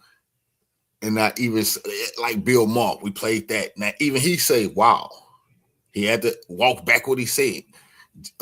Young Turks over there, they going off today saying, "Hey, they have to eat crow," because it was all freaking real. Things never be the same.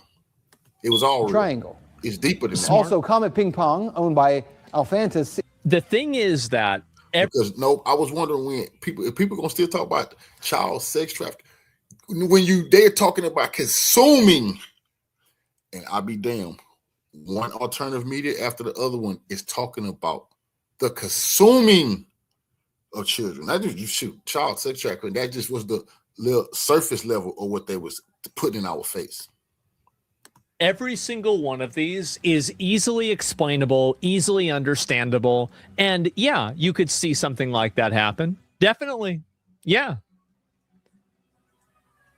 But there sure are a lot of coincidences, aren't there?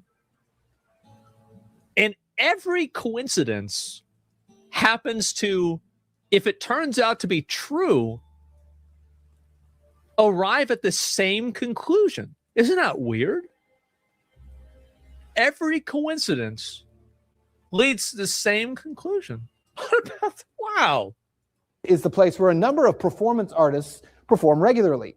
Two of the groups that perform there, who you can see advertised, by the way, on this Comet Ping Pong poster, include a group called Heavy Breathing and another group called Sex Stains. Well, if you check out the YouTube videos by these bands, Heavy Breathing has songs that do joke about pedophilia. And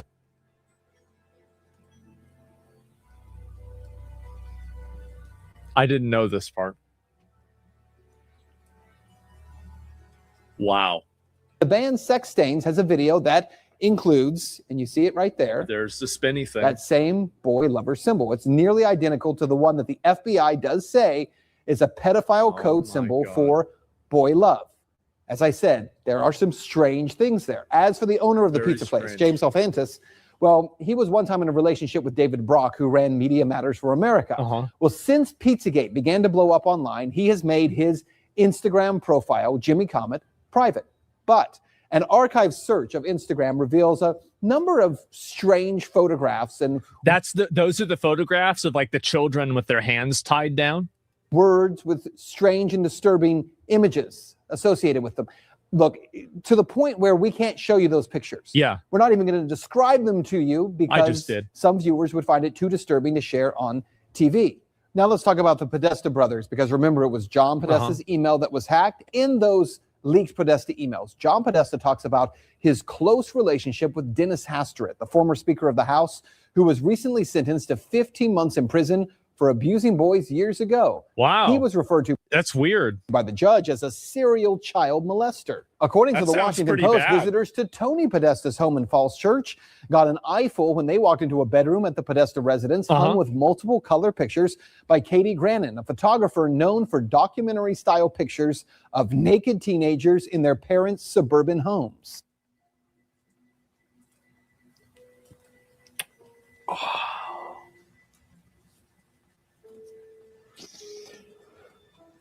All right. Yep. And to be clear, that just begins to scratch the surface of how strange. Also, wait, somebody just made something pretty clear. They're asked about this. So he went to jail for 15 months for being a serial child molester. I feel like you should be in jail for longer than that if you're a serial child molester. Like, a serial child, like 15 months. A bedroom at the Podesta residence hung with multiple color pictures by Katie Grannon, a photographer known for documentary-style pictures of naked teenagers in their parents' suburban homes. And to be clear, that just begins to scratch the surface of how strange some of this stuff is. And bear in mind, we can't get into a lot of the real details of it because of the limits on broadcasting this on television. But it is some very strange stuff. Now, keep in mind, again, there is no proof here that there is a child sex ring being operated out of a DC pizza parlor. Investigators have already proven there's nothing to the story, right? Well, actually, no. And that's what you need to know. For all that is here, there has not been one single public investigation of any of this, not from local police, not from the FBI, no one. And that has to be the big question, not for Podesta or for pizza parlor owners, but for law enforcement. Based on what may be or may not be here, the big question is, why hasn't any investigation taken place? That's Reality Check. Let's talk about it on Twitter. Where's this guy now?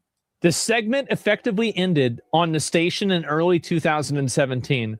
Swan aired a controversial Reality Check episode January 2017 that discussed Pizzagate conspiracy theory. This led to his suspension, and he was required to take down his Associated Truth and Media website and social media accounts as a condition of the reinstatement. Although he returned to on-air duties briefly, the Pizzagate-focused segment is widely regarded as his last official Reality Check aired on mainstream television. And he was fired a year after that. What did he do after that? After being fired, he published for Liberty Nation, returned to work on Russia Today America. He was involved that shortly. Swan's production company received more money into Russia again, including 12 high-profile part series Zelensky Unmasked. So he's involved with this. It's promoted by right-wing influencers and funded separately. He remains active on social media. Man.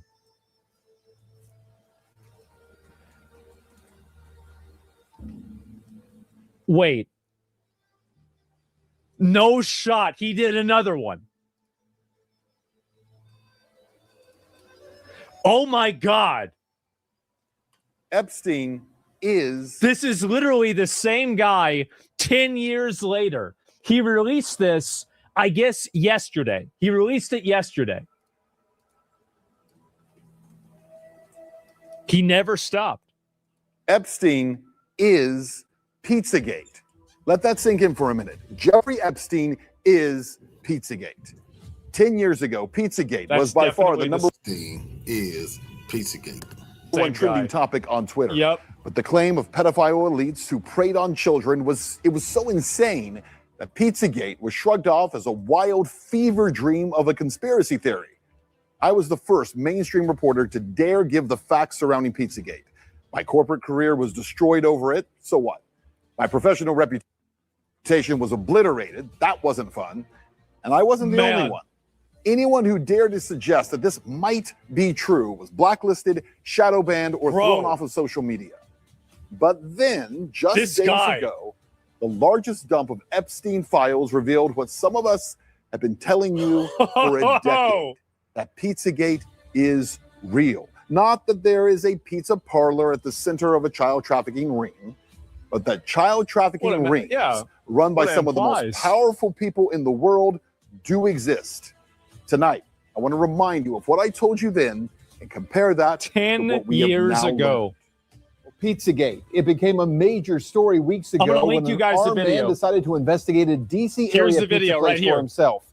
This man right here, he carried a rifle into a pizza parlor and then fired it at There's the the floor. video. Media Give him a is telling follow. you the entire story is a hoax or fake news. But what does that even mean? I spent the last month investigating. So what exactly is Pizzagate? Well, the story that came to be known as Pizzagate did not begin with a rumor, nor was it created by Macedonian sheep farmers, as CNN actually once claimed. It began with WikiLeaks, authentic, verified emails taken from the phone of the chairman of Hillary Clinton's presidential campaign, John Podesta. Those emails were real. In all these years, by the way, no one has actually disputed that. Inside those emails were communications that struck a lot of people, not just online commentators, but researchers and former law enforcement as unusual, to say the least. References to pizza and to pizza handkerchiefs and to maps, to private gatherings involving powerful people, some very bizarre stuff. In fact, the first people to draw attention to those emails were a group of self-proclaimed pedophiles on 4chan and 8chan who claimed that Podesta was using the same terminology that they use.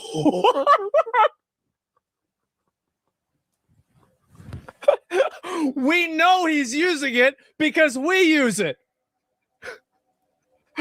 No way. Oh my God. Spider-Man meme, yes.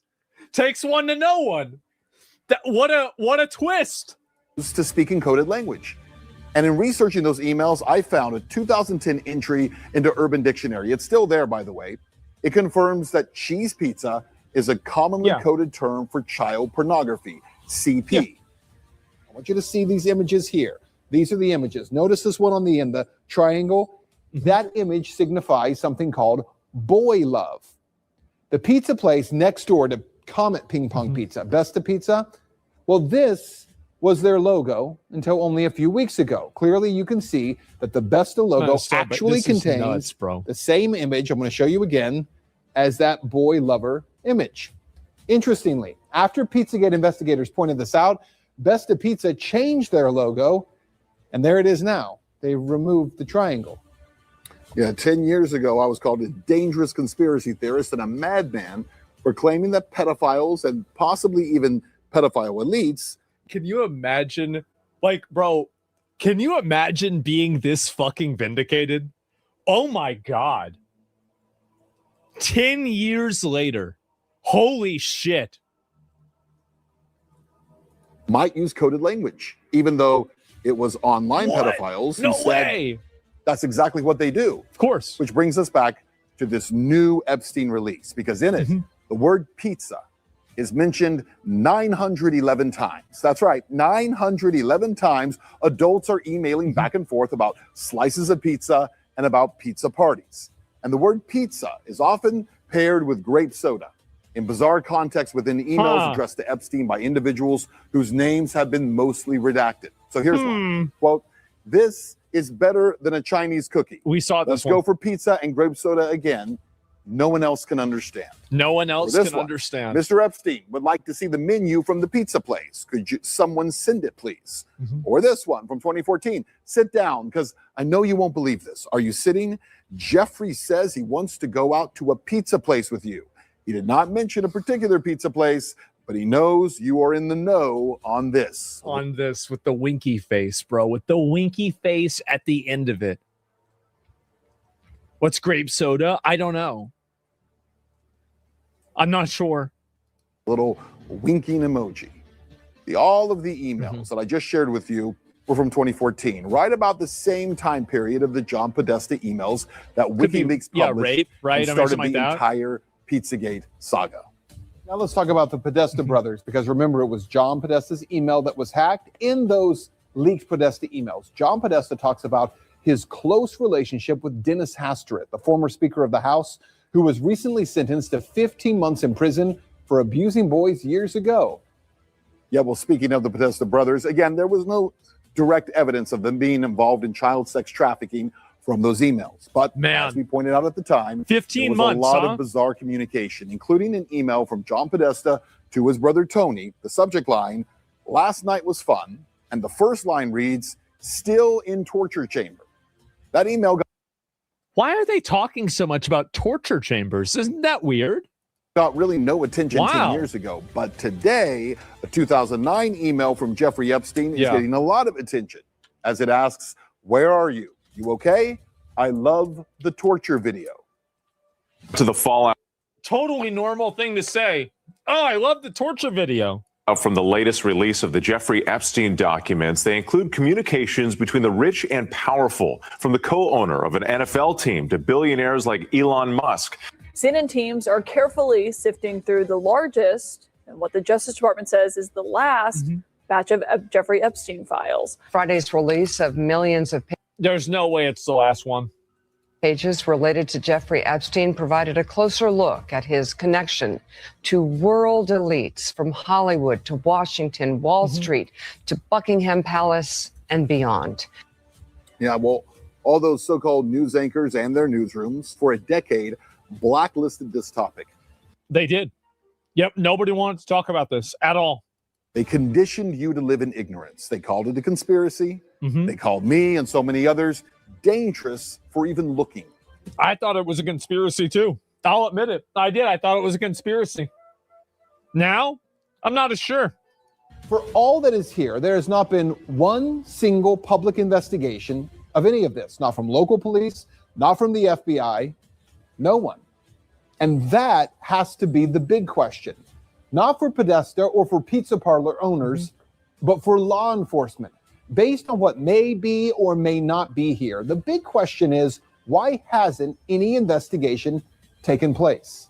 Very interesting 10 question. years later, no investigation ever took place. It's a failure.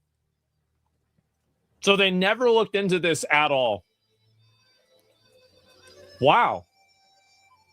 That's so convenient for them. That's nuts. Think about that. The guy only got 15 months in jail for being a serial child molester. Of a complicit I feel government. like it'd be at least 2 years. And also of a corporate media that didn't just ignore this evil. They helped to cover it up and keep it operating in the shadows. See, by refusing to engage honestly in 2016, by choosing mockery over investigation, by silencing questions instead of asking them, they created the very environment where this evil could thrive. He's right. They didn't kill bad information as they pretended. They guaranteed it would survive. See, I wasn't censored the way that I was because my reporting was false. I was censored because it was dangerous. You asked the Dangerous question to about the wrong narratives, thing. Dangerous to reputations, dangerous to a media culture that had grown comfortable acting as a gatekeeper rather than a watchdog. Bro, so fucking based. Oh my God. Yep, absolutely. That's why mainstream media died after COVID. Like the mainstream media credibility after COVID went into the shitter. See, the unspoken It's rule insane. was simple. Some questions are not allowed. Not Yep. because they're wrong. No. But because they lead to the truth. That's right. And the truth? You don't ask that. Pizzagate. At least in the form of a cabal of elites and powerful people who delight in the physical and sexual abuse of children is real. Remember how we started. Epstein is Pizzagate. But the other reality it's time to accept, Pizzagate is much more and much bigger than just Jeffrey Epstein. Man. Professional career destroyed.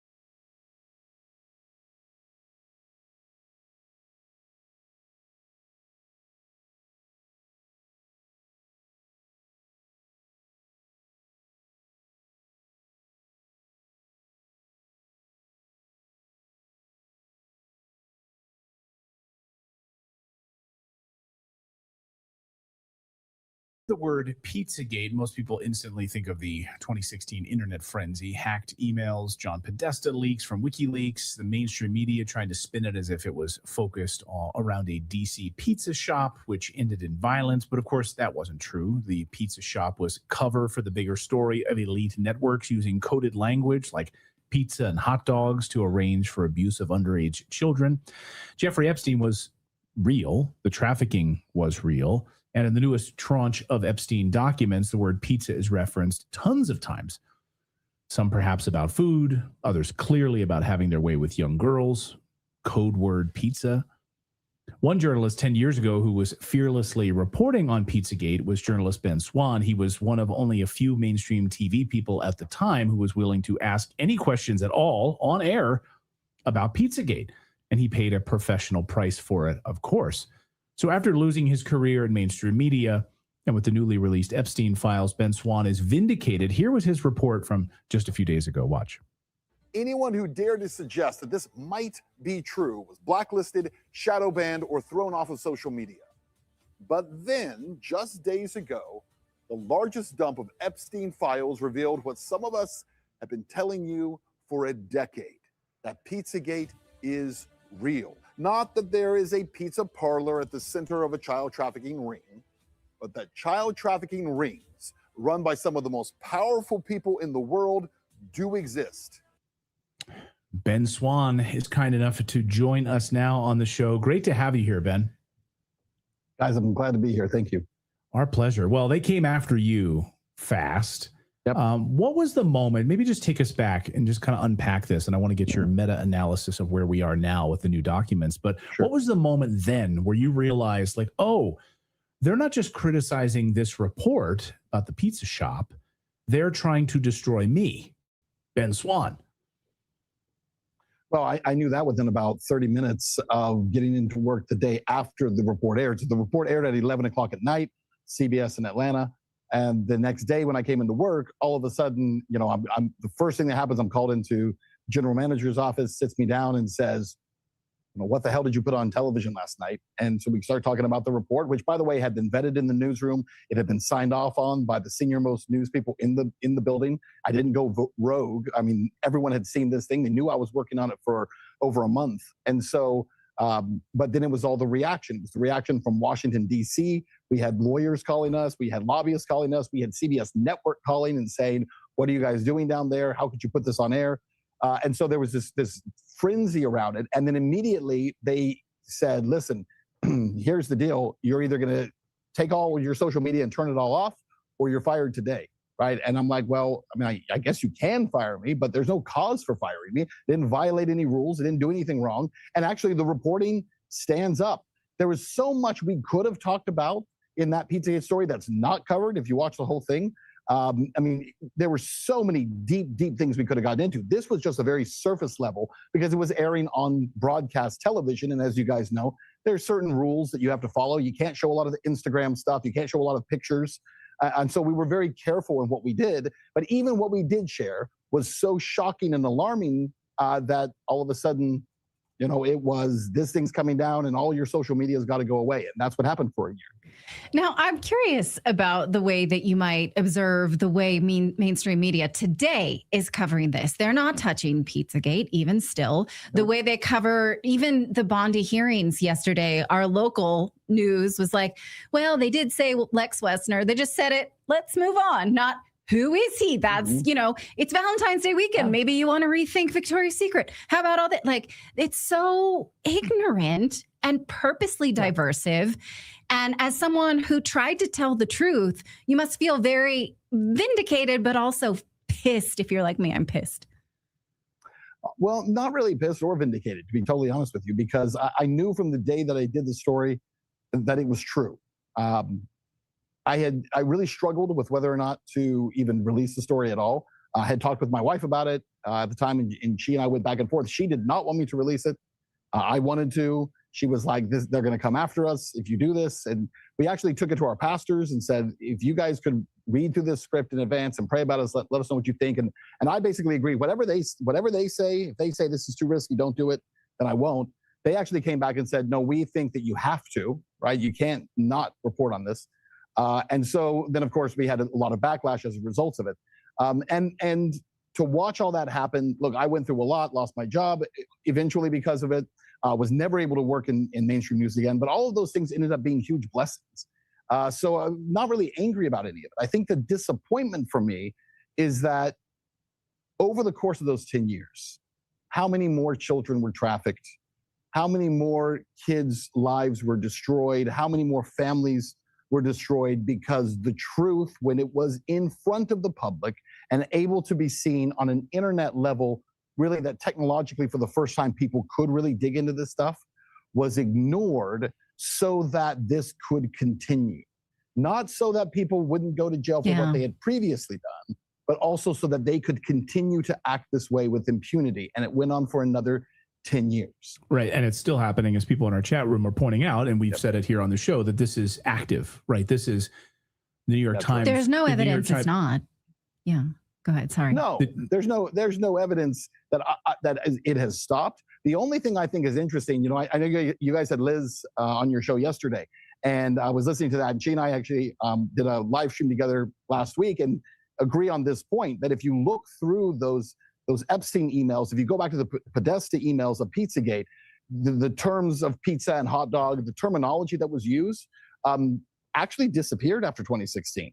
You'll see a sharp drop. And I think it's because of the fact that people like myself and Liz exposed the terminology. Again, it wasn't new terminology, and it wasn't exclusive to Podesta or to Epstein or to anyone in their circles, right? This is stuff that since 2007, the FBI had memorandum on saying this is how pedophiles communicate with each other on Tor browsers and on the dark web, and this is how they communicate. Chat rooms, they use this coded language. Well, all of a sudden, after 2016, 2017, they're not using that language anymore. And what I keep trying to emphasize to people is it's not because they stopped. They just changed tactics. They just shifted how they were communicating. Right. And so now we have to relearn the language, I guess, to figure out where they are and what they're doing. Right. I mean, these rats run into other holes now, and now it's incumbent upon investigative journalists like yourself to ferret this out and track them. Well, don't you hate when people say, I told you so? Yeah, that's me, actually, because I did tell you, sorry, but I told you that gold is anything Epstein related. More top stories, more top stories. No, nothing about Epstein, nothing about Epstein. Does that surprise you? It doesn't surprise me. And honestly, the truth is it doesn't even matter, right? Because CBS is a failed organization. ABC, NBC, they're failed news organizations. People don't go to their news for them anymore. The number one news app in the world, you guys know what it is. It's X. That's where everybody goes to get their news. And so it doesn't even matter. The mainstream news organizations aren't just to the point now where they're dinosaurs. They're extinct. They're printing for themselves and people who live on the Upper East Side of New York. The American public, the global public is not getting their news and their information from them.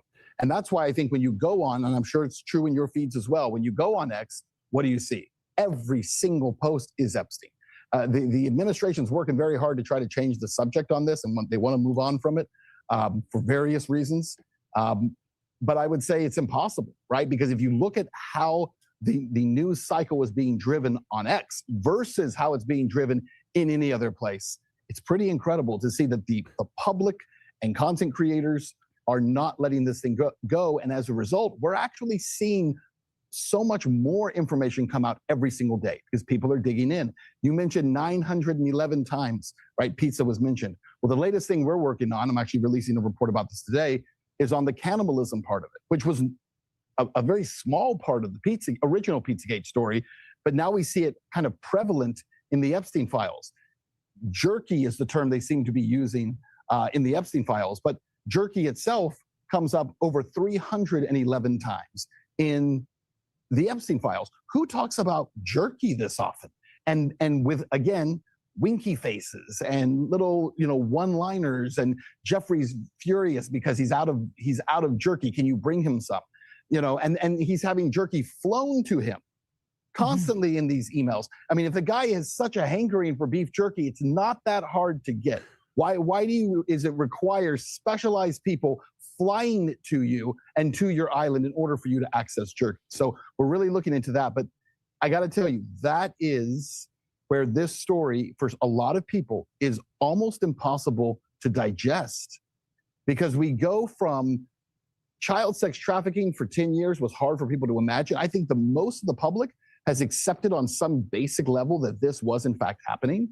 But then when you start to say, but that also includes not just sex trafficking, we're also talking about torture and children who are caged and locked up and cannibalism.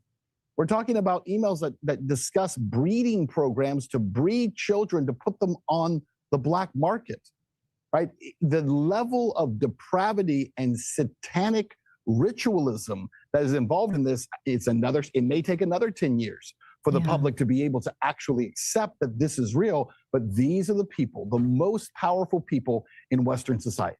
Yeah, can I just say one other on the word thing? Because something I've been looking into, and maybe Ben, you can run with this as well. I've just been looking into this and very curious that the word muffin keeps coming up. Mm-hmm. It's very strange. So I started going through all of these emails where they're talking about muffins, and Jeffrey's angry. He's back to eating muffins now. He's back to eating muffins. I'm going to fly some muffins in for you. Like, it's just no one talks like this. It's just so strange. No. Anyway, sorry to interrupt. It's just that's when you're talking about the jerky and now muffins and what other words aren't we even thinking of that we need to run a search on? Well, that was actually my exact question. I was surprised when Liz said yesterday, these are known code words. They have been for a long time. And of course that makes sense because drug dealers use code words. And of course, that's the FBI's job and the CIA to decode them so that they know right now. They have to know what the new code words are. We don't. Will it be another decade before we find out? That's the part that's so infuriating. I guess that's not a question, but I'll let you respond. Well, no, I think there is a question in there. And I would say it's difficult to know whether or not the FBI would know what some of these are.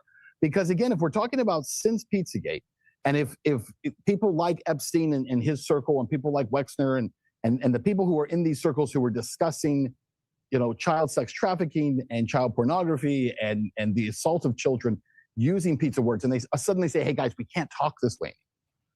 Do they invent their own? One of the reasons that the FBI was able to do this is because there are many different kinds of networks that are involved in child trafficking and human trafficking. We all know that, right? Right. And so those networks operate, you'll have some which will be the 4chan, 8chan guys who are on Tor browsers sharing videos back and forth. That's a very different crowd than the people that Epstein's dealing with. He's not dealing with the guy who's in his basement, in Virginia someplace, who's sending something to overseas. That's not who he's dealing with. He's dealing with a very different group. They're all using the same language because this became established language at some point. But after Pizzagate broke and after their codes were out in the public, did different groups isolate themselves and begin to create their own language that's not in the broader lexicon that the FBI would be able to tap into? And I think there's a very strong possibility it's not. That the terminology that Epstein would be using, whether it's, again, jerky or this word muffin, may not show up in other places. So there actually may not be an already established point of why are they using this word. And so it may take decoding through the emails, but also hopefully at some point arrests and conversations with these men who are involved in this and women who are involved. By the way, I'm also a little frustrated with the fact that we keep talking about all the men. It's not just men. If you look at these emails, even within the small number of unredacted names we've seen, Epstein had a circle of women around him, including Ghislaine Maxwell, but others who were recruiting girls and who were abusing girls and who were moving them through these networks. So it is a group of men and women who were deeply involved in this. And did they create their own language? And how do we discover that? So it is a process. Right. And even like the women who were actively bringing the women, the masseuses from Turkey and from the spa to Epstein Island and facilitating all of that. You're absolutely right about that. Can I just ask you a journalism question here? And you don't have to reveal sources or anything. I'm just curious. In that month that you were grappling with releasing this story and you were talking with your wife and your pastor and everything, the story we were being told publicly was one thing, but obviously you were dealing with sources behind the scenes and working on this story deeply. Was there like a moment or a few moments where you said, oh my God, this is real? This specific point stood out that you included in your report that validated it for you from a journalism perspective? Yeah, there were two things that happened. One was I was able to get in touch with self-proclaimed pedophiles who were operating on 4chan and 8chan, who were the ones who first flagged Podesta's emails. Right? The John Podesta emails that discuss pizza did not get flagged because people on the internet said, he sure mentions pizza a lot. Wonder if that has to do with child pornography. It wasn't. It was self-proclaimed pedophiles on 4chan and 8chan who started messaging and saying, has anyone noticed that in the WikiLeaks dump of John Podesta's emails, he's using the language we use? That's how we talk. So I was able to get in touch with some of those guys and communicate with them about the language they use and why they use it. You know, cheese pizza, CP, child pornography. It's the acronyms is how it originated.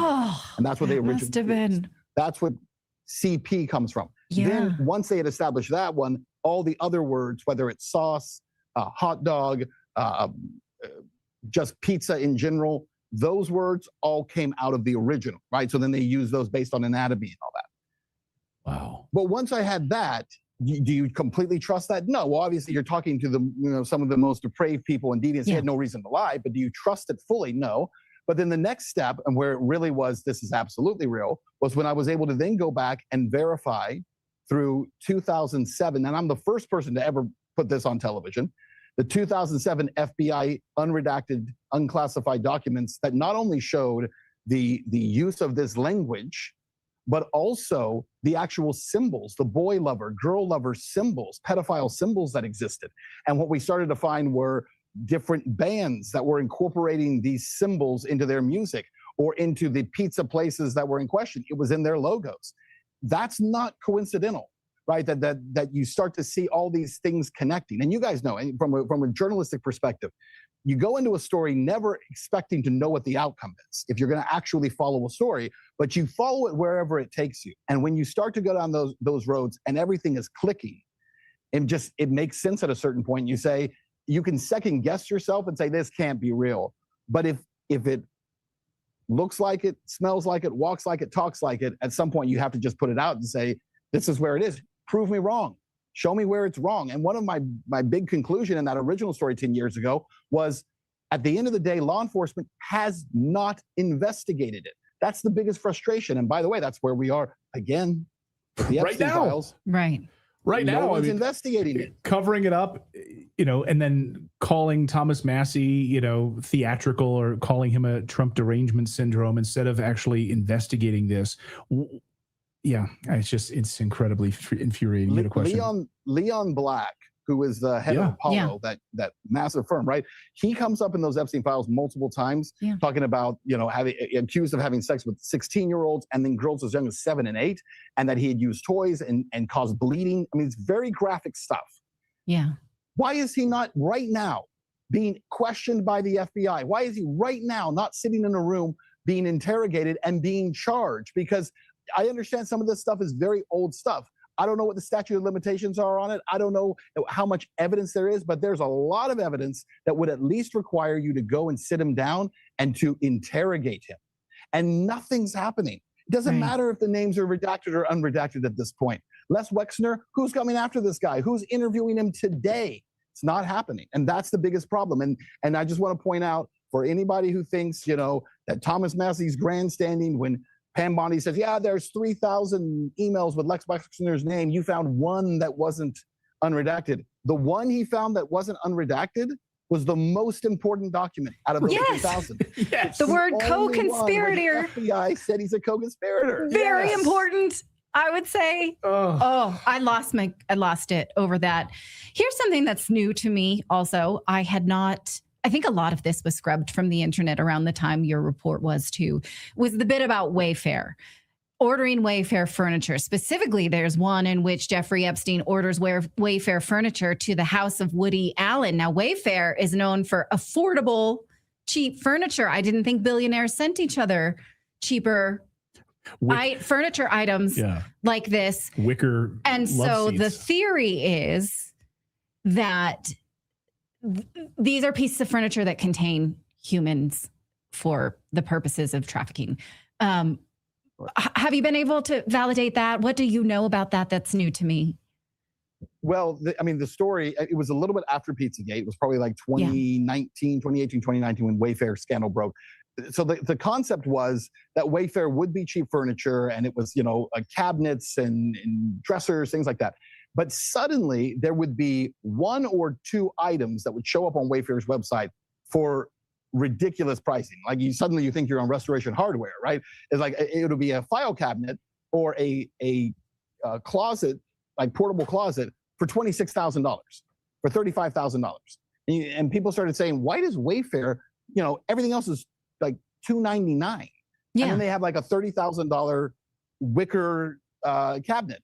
And so the theory began that they were actually putting kids in these because they would also name them, and then people started matching like missing kids' names to the names of these products. Is there any evidence that any of this is true? No. I have not found any evidence that Wayfair was involved in human trafficking, was trafficking kids, had kids in those cabinets. There's no proof of it. However, it got a whole bunch of renewed interest because, as you pointed out rightly, Natalie, all of a sudden, you find out Jeffrey Epstein ordered an $8,000 cabinet and sent it to Woody Allen. Yeah, from Wayfair. Woody Allen's a good, and Woody Allen's a good guy. Right. He's good. Right. No, and Soon Yi is here thanking him for the update. Like, okay, we're going to be eating outside. We need this outdoor furniture. Yes. So, okay, thank you. They couldn't get it any other way. You had to get it from Jeffrey Epstein. It had to come from Jeffrey Epstein, and it came from Wayfair. Again, this is where so the clever part of what they've done over the course of these many years is they have been committed to their coded language and committed to kind of hiding things in plain sight, because you sound like a crazy person when you're like, Wayfair is shipping children around the world to pedophiles, right? They're being used in this way. That sounds crazy.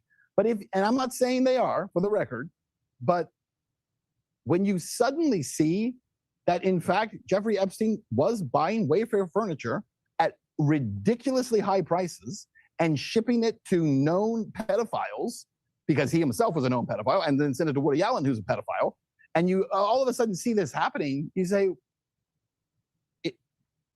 am I the crazy one for asking the question? Am I crazy for thinking this is real? Right, and then they'll gaslight you, right? Yeah. I mean, can you imagine just accidentally ordering like a really expensive piece of furniture from there, and it shows up, and they're like, "Actually, you're not part of the program, so we can't actually make this delivery." And then the question is, has anybody at Wayfair been interviewed by the Justice Department? Right. Yeah. Has the Justice Department ever bothered to look? And listen, if I'm in the FBI and somebody calls me and says Wayfair is shipping kids around in wicker closets, I'd be like, that's okay. No, next. Let's move on to the next thing. But to your point, Clayton, and actually would make sense if you were doing this, in that the people, not disparaging anyone, but the people who shop on Wayfair will never accidentally buy a $26,000 cabinet. Right. Yeah, because you're shopping on Wayfair, the brilliance of it. You can't afford a $26,000 cabinet. Yeah. So if you were, again, hiding kids in Restoration Hardware furniture, you might accidentally send the kid to the wrong person. But in this case, pretty good chance that the only people who are going to buy the ridiculously priced product on Wayfair know what they're buying. Right. If that Great were point. what's happening. Look, the Justice Department picks up on weirder things. There was a whole documentary on how they prosecuted the McDonald's monopoly scandal. Like they that's not crazy. If someone that was from an anonymous tip and it turned out to be a real thing. So, children inside cabinets, maybe just follow the trail. If it's cold, it's cold, but look into it, maybe. Yeah. Yeah. And that's what I think is the biggest issue is there is no case file on any of this stuff. Yeah. There's still so no incurious. case file in the FBI on Pizzagate. No, they'd rather go after Catholics. Honestly, that's what you're dealing with. The Obama-Biden years in the FBI. And by the way, is something we've talked about with our friend of the show, Kyle Seraphin. The rot is still deep inside of the FBI. You might have Dan Bongino and a few of these other people that go in there. The whole thing is just rotten, right? It needs to be completely leveled and brought down to the ground. So they don't have any interest in. They've been helping to facilitate all of this. It's been run through the State Department for crying out loud. Yeah. It's all to me. That's what's so through deep state. Go ahead, Philip.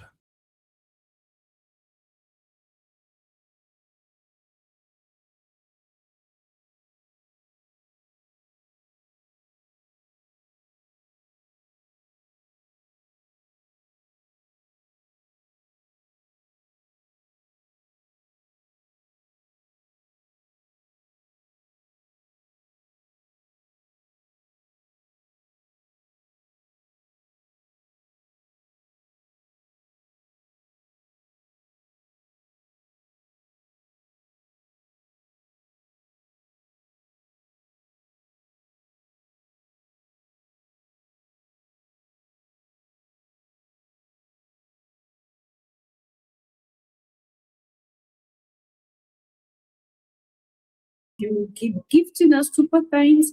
Thank you so much for liking our videos, for giving it a thumbs up, for sharing it, for leaving a comment there. I'm not taking it for granted at all. I love you, all my majesties, right? Crazy things keep happening around us, around the world. We keep hearing news by day. And it is a proven fact now, even with the exposition from the Epstein files, that Putin have always known who these people are. Putin have always been exposing them. I told you here that the moment this world power tend to divert negative energy to someone or to some person or to some group of people or to a particular country, just know that there is something special about that particular region, person, community, or country. There is something special about them. That is why they want you to hate them, so that behind the scene, they can easily do whatever they want to do with that particular human being, person, community, country, and whatever. This is all what we've seen evolve from time past about Putin and the collective West. They told the whole world. There was a time that I was a believer of this particular notion that Putin was a tyrant, a wicked man who liked sucking blood to the point where he just go to Ukraine and unalive people without thinking. It was later on I began to understand how these people work and how dirty politics can be, especially when it comes to these superior powers or world powers, whatever you call them. There is a lot of things Putin knows. You see, Putin is a man of few words, but when he talks, it carries weight. He's just like, I think the Sahel leaders are learning from him pretty well. They are quiet, they watch the situation, they survey the surroundings before they say whatever they want to say. And when you look at Putin, you know he knows a lot. Putin knows a lot, and he's just releasing this one after the other. The first bombshell that Putin gave to the world, was the fact that the Israelis were black, and that didn't go down well, like I told you here. So this was the reason why they wanted to silence Putin, because Putin knows a lot. There was a statement Putin made in 2024 about these people. Already he had gotten the knowledge that they were feeding on humans. I told you here, I brought you the information here of the lady who saw them eating humans and it messed with her brain. And not just her, there are a lot of persons who have come out and tell the world that these people are vampires. This is how they live their life.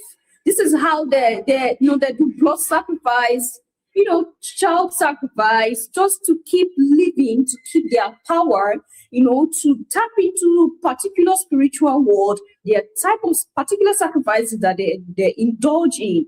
People do not believe them, because it's like you're insane. How will you say this? And now, exactly what Putin keeps saying is what is happening. Mind you, in the recent release Epstein files, for those of you who are following up, Putin have been mentioned a lot in the recent files that were released. And no, not for bad, but there is a singular fact that keeps echoing, and that fact is that Epstein tried everything humanly possible to get through to have a meeting with Putin, and all was not possible. That what I'm saying is Epstein tried everything humanly possible to have a meeting, to have a one-on-one, to draw Putin into the whole situation, but it was not possible. It didn't happen. Okay? Now let's listen to what Putin said, all right, in 2024, and how this files exposed that Epstein tried his best to get Putin into the whole situation. Они привыкли столетиями набивать брюхо человеческой плотью, а карманы деньгами. Но они должны понять, что бал вампиров заканчивается. In March 2024, Putin said in an interview, and I quote, "For centuries, Western elites grew accustomed to filling their bellies with human flesh and their pockets with money." He described Western leaders as vampires who had for centuries enriched themselves at the expense of others. As he warned that this ball of vampires was nearing its end. That was 2024, and we are in 2026. And this whole revelation started at the end of 2025, this whole Epstein file coming out, like officially, because there have been reports from people left, right, center that something was going on that island. That people keep, people are missing by day, a lot was happening, but people never believed them. Let's listen to this. What has Vladimir Putin got to do with Jeffrey Epstein? The Russian president's name appears more than 1,000 times in the latest files. His inclusion doesn't imply any wrongdoing, and there's no evidence the two ever met. But boy, it sounds like Epstein wanted to. The latest emails appear to reveal repeated attempts by the convicted sex offender to court the Kremlin leader. And there's even an Let me show you how to keep your app organized with the navigation menu. So follow me to my desktop. even an audio file in which Epstein can be heard coaching someone on how to approach Putin. So the key would be, I would think about, not decided, that at some point you can say, look, I would send a note to Putin, say, I'm going to leave government in March 14th. I'm going to be in Scandinavia, or I plan to be in Northern Europe. We should have dinner. That's it. No more. It has to be very short. Substantive mention of Vladimir Putin in these files is from September 2011. An unnamed contact refers to a meeting Epstein said he'd arranged with Putin later that month. Now, there's no evidence that actually happened, and there are no more details. But from 2013 onwards, the emails show that Epstein made several bids to meet with Putin through Norway's former Prime Minister, Torbjørn Jagland. In May that year, Epstein emailed Jagland saying this: I know you are going to meet Putin on the 20th. He is desperate to engage Western investment in his country. I have his solution. He then adds, I recognize that there are human rights issues that are at the forefront of your trip. However, if it's helpful to you, I would be happy to meet with him sometime in June and explain the solution to his top priority. I think this would be good for your goals. But it appears that meeting never happened. After pestering Jagland to follow up with Putin's chief of staff, Epstein then complains that he's heard nothing back. In July 2014, though, he tries again. In an email, a contact tells him, "I wasn't able to convince Reed to change his schedule to go meet Putin with you." Epstein replies, "Bad idea now after plane crash." That's a reference to the Malaysian Airlines flight MH17 that was shot down over eastern Ukraine 3 days before that email was sent, killing all 298 people on board. But it doesn't sound like Epstein was put off for long, because a year later, July 2015, he's at it again. In another email to Jogland, he says, "I still would like to meet Putin and talk economy. I would really appreciate your assistance." And then there are more attempts in 2016, 2017, and finally 2018. In June that year, a one-line email to Jogland once again: "Would love to meet with Putin."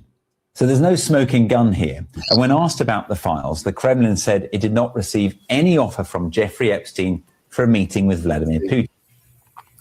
They never tell you the details like he just did, and she's showing you, because it shows he's begging. If he worked for Putin, why would he be begging to meet with Putin? Still, it's interesting to see how the Russian media is covering this story, because, in short, they're not. It's given very little mention at all here, and when it is, the focus is elsewhere, on people like Bill Clinton, Peter Mandelson, and the Crown Princess of Norway. So even though there's no evidence or implication that the pair ever met, Vladimir Putin's inclusion in the Epstein files is clearly not something Moscow wants to highlight. You see, that was from Sky News, by the way. No, the what I was, thinking and, critically about was that, we have the keepers of human rights, you know them, the Western world, they are the keepers of human rights. They keep coming to African countries and keep proposing that they want to protect human rights of Africans, okay? They are the keepers of human rights. And these keepers of human rights never mentioned that there is a blood-sucking vampire called Jeffrey Epstein. They never brought him out. It was because the complaints of victims became too much that they couldn't control, that this whole thing gradually began to escalate. And of course, the universe will never sit down on situations like this, because there will always be time for everything. And this is why the exposure is coming at this time. They never came out to say, okay, this is a blood-sucking vampire. Let us arrest him. The way they point accusing fingers to Putin and make the world hate Putin. People never knew that there was a man like Jeffrey Epstein. When I say people, I mean people outside of America, people outside of Europe. They never had a detailed understanding of this personality called Jeffrey Epstein and what he indulges in. And the reason is just simple, because this is part of them. It's part of the inner curriculum. There is a whole organized body, a whole organized syndicate that is behind everything that Jeffrey Epstein is doing. Because all those parties that he keeps throwing, he is not the only one who attends those parties. There are a lot of other people who are there. He has a lot of concrete, a standard backup. And that was why he has the networking that he has. Like basically a particular region is already in his palm. Whatever he wants to do, he does them. And that is why freely he accumulated the kind of wealth he accumulated, the name, the power, the connection he accumulated. In another video, I'm still going to, maybe we have to elaborate a little bit why, it seems like America is in the palm of the Israeli government. Israel is a small, tiny country, but they control everything around the world. I told you here one time, sometimes back, that Israel controls America. Some of you are like, how can Israel control America? Donald Trump is this, blah, blah, blah. Now, do you now see what is going on? Are you now understanding exactly why we had a discussion? Before you scroll, there's a free ebook that breaks down a strategy built for retail traders who are tired of being outpaced initially of the relationship between Israel and America. In another video, we did delve more into that. Mind you, all of this is just to, get to understand, educate ourselves a little bit, understand how these things, how the world is run at this time. It is quite unfortunate that we have the situation that we have now. Now, Putin keep exposing, and they keep trying their best to press Putin down. It's like Putin was their nightmare. They never expected that there would be a man called Putin, okay? I know the relationship that Epstein wanted to forge with Putin was to just help him and not have more a network in Russia of his dirty businesses. And Putin already knows what he does, do not want to get involved with Epstein at all. And already, this is one of the reasons why they keep, making the world hate on Putin, okay? So that he will be left with no other choice but to join their gang, to join their caucus. When you see Putin, okay, going to, a sacred temple or sacred places in the church and everywhere, and you see black images on the wall, you see him bowing to black gods, black images, rather. What keep running in your mind is, why should a white man, a Russian like Putin, be, bowing to black images? Because there are informations Putin have that you do not have. And this is why I'm putting this to Africans, black communities across the world, African Americans, wherever you may be. Putin, a Russian, is comfortable to say prayers before black images. Okay? Black ancestors. All right? And then you, a black man or black woman, still feel uneasy to have black images around you. There's something is definitely wrong with you. Putin, a man who is powerful, who has knowledge of everything happening around the world, bowing to black images, and you still saying that you want to tie your life or your placenta to a white image or white ancestors, then something is definitely wrong with you. For a fact. For the kind of knowledge that Putin has, if you see Putin do things he does, it is because he knows exactly what he is doing. Their priests are Russians, their bishops are Russians.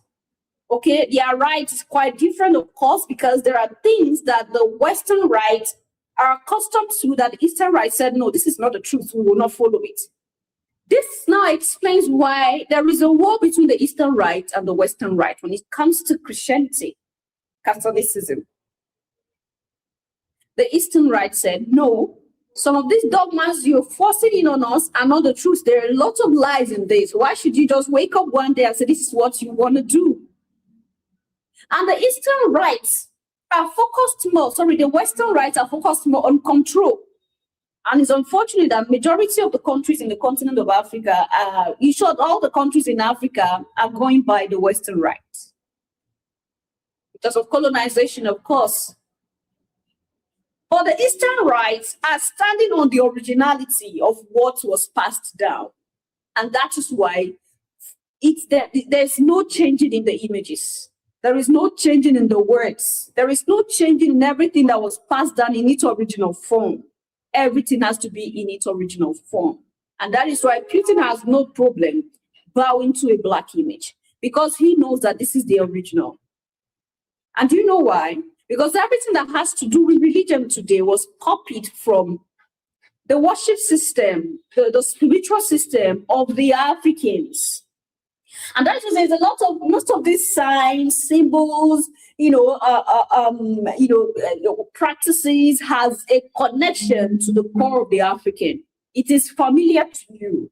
And that is why they easily brought you even into the one they created, because every foundation of religion today was borrowed from this African way of life of the ancient times. Okay? Even they are the foundation of their occultic system, the foundation of their so-called spiritual system are all on what was existing.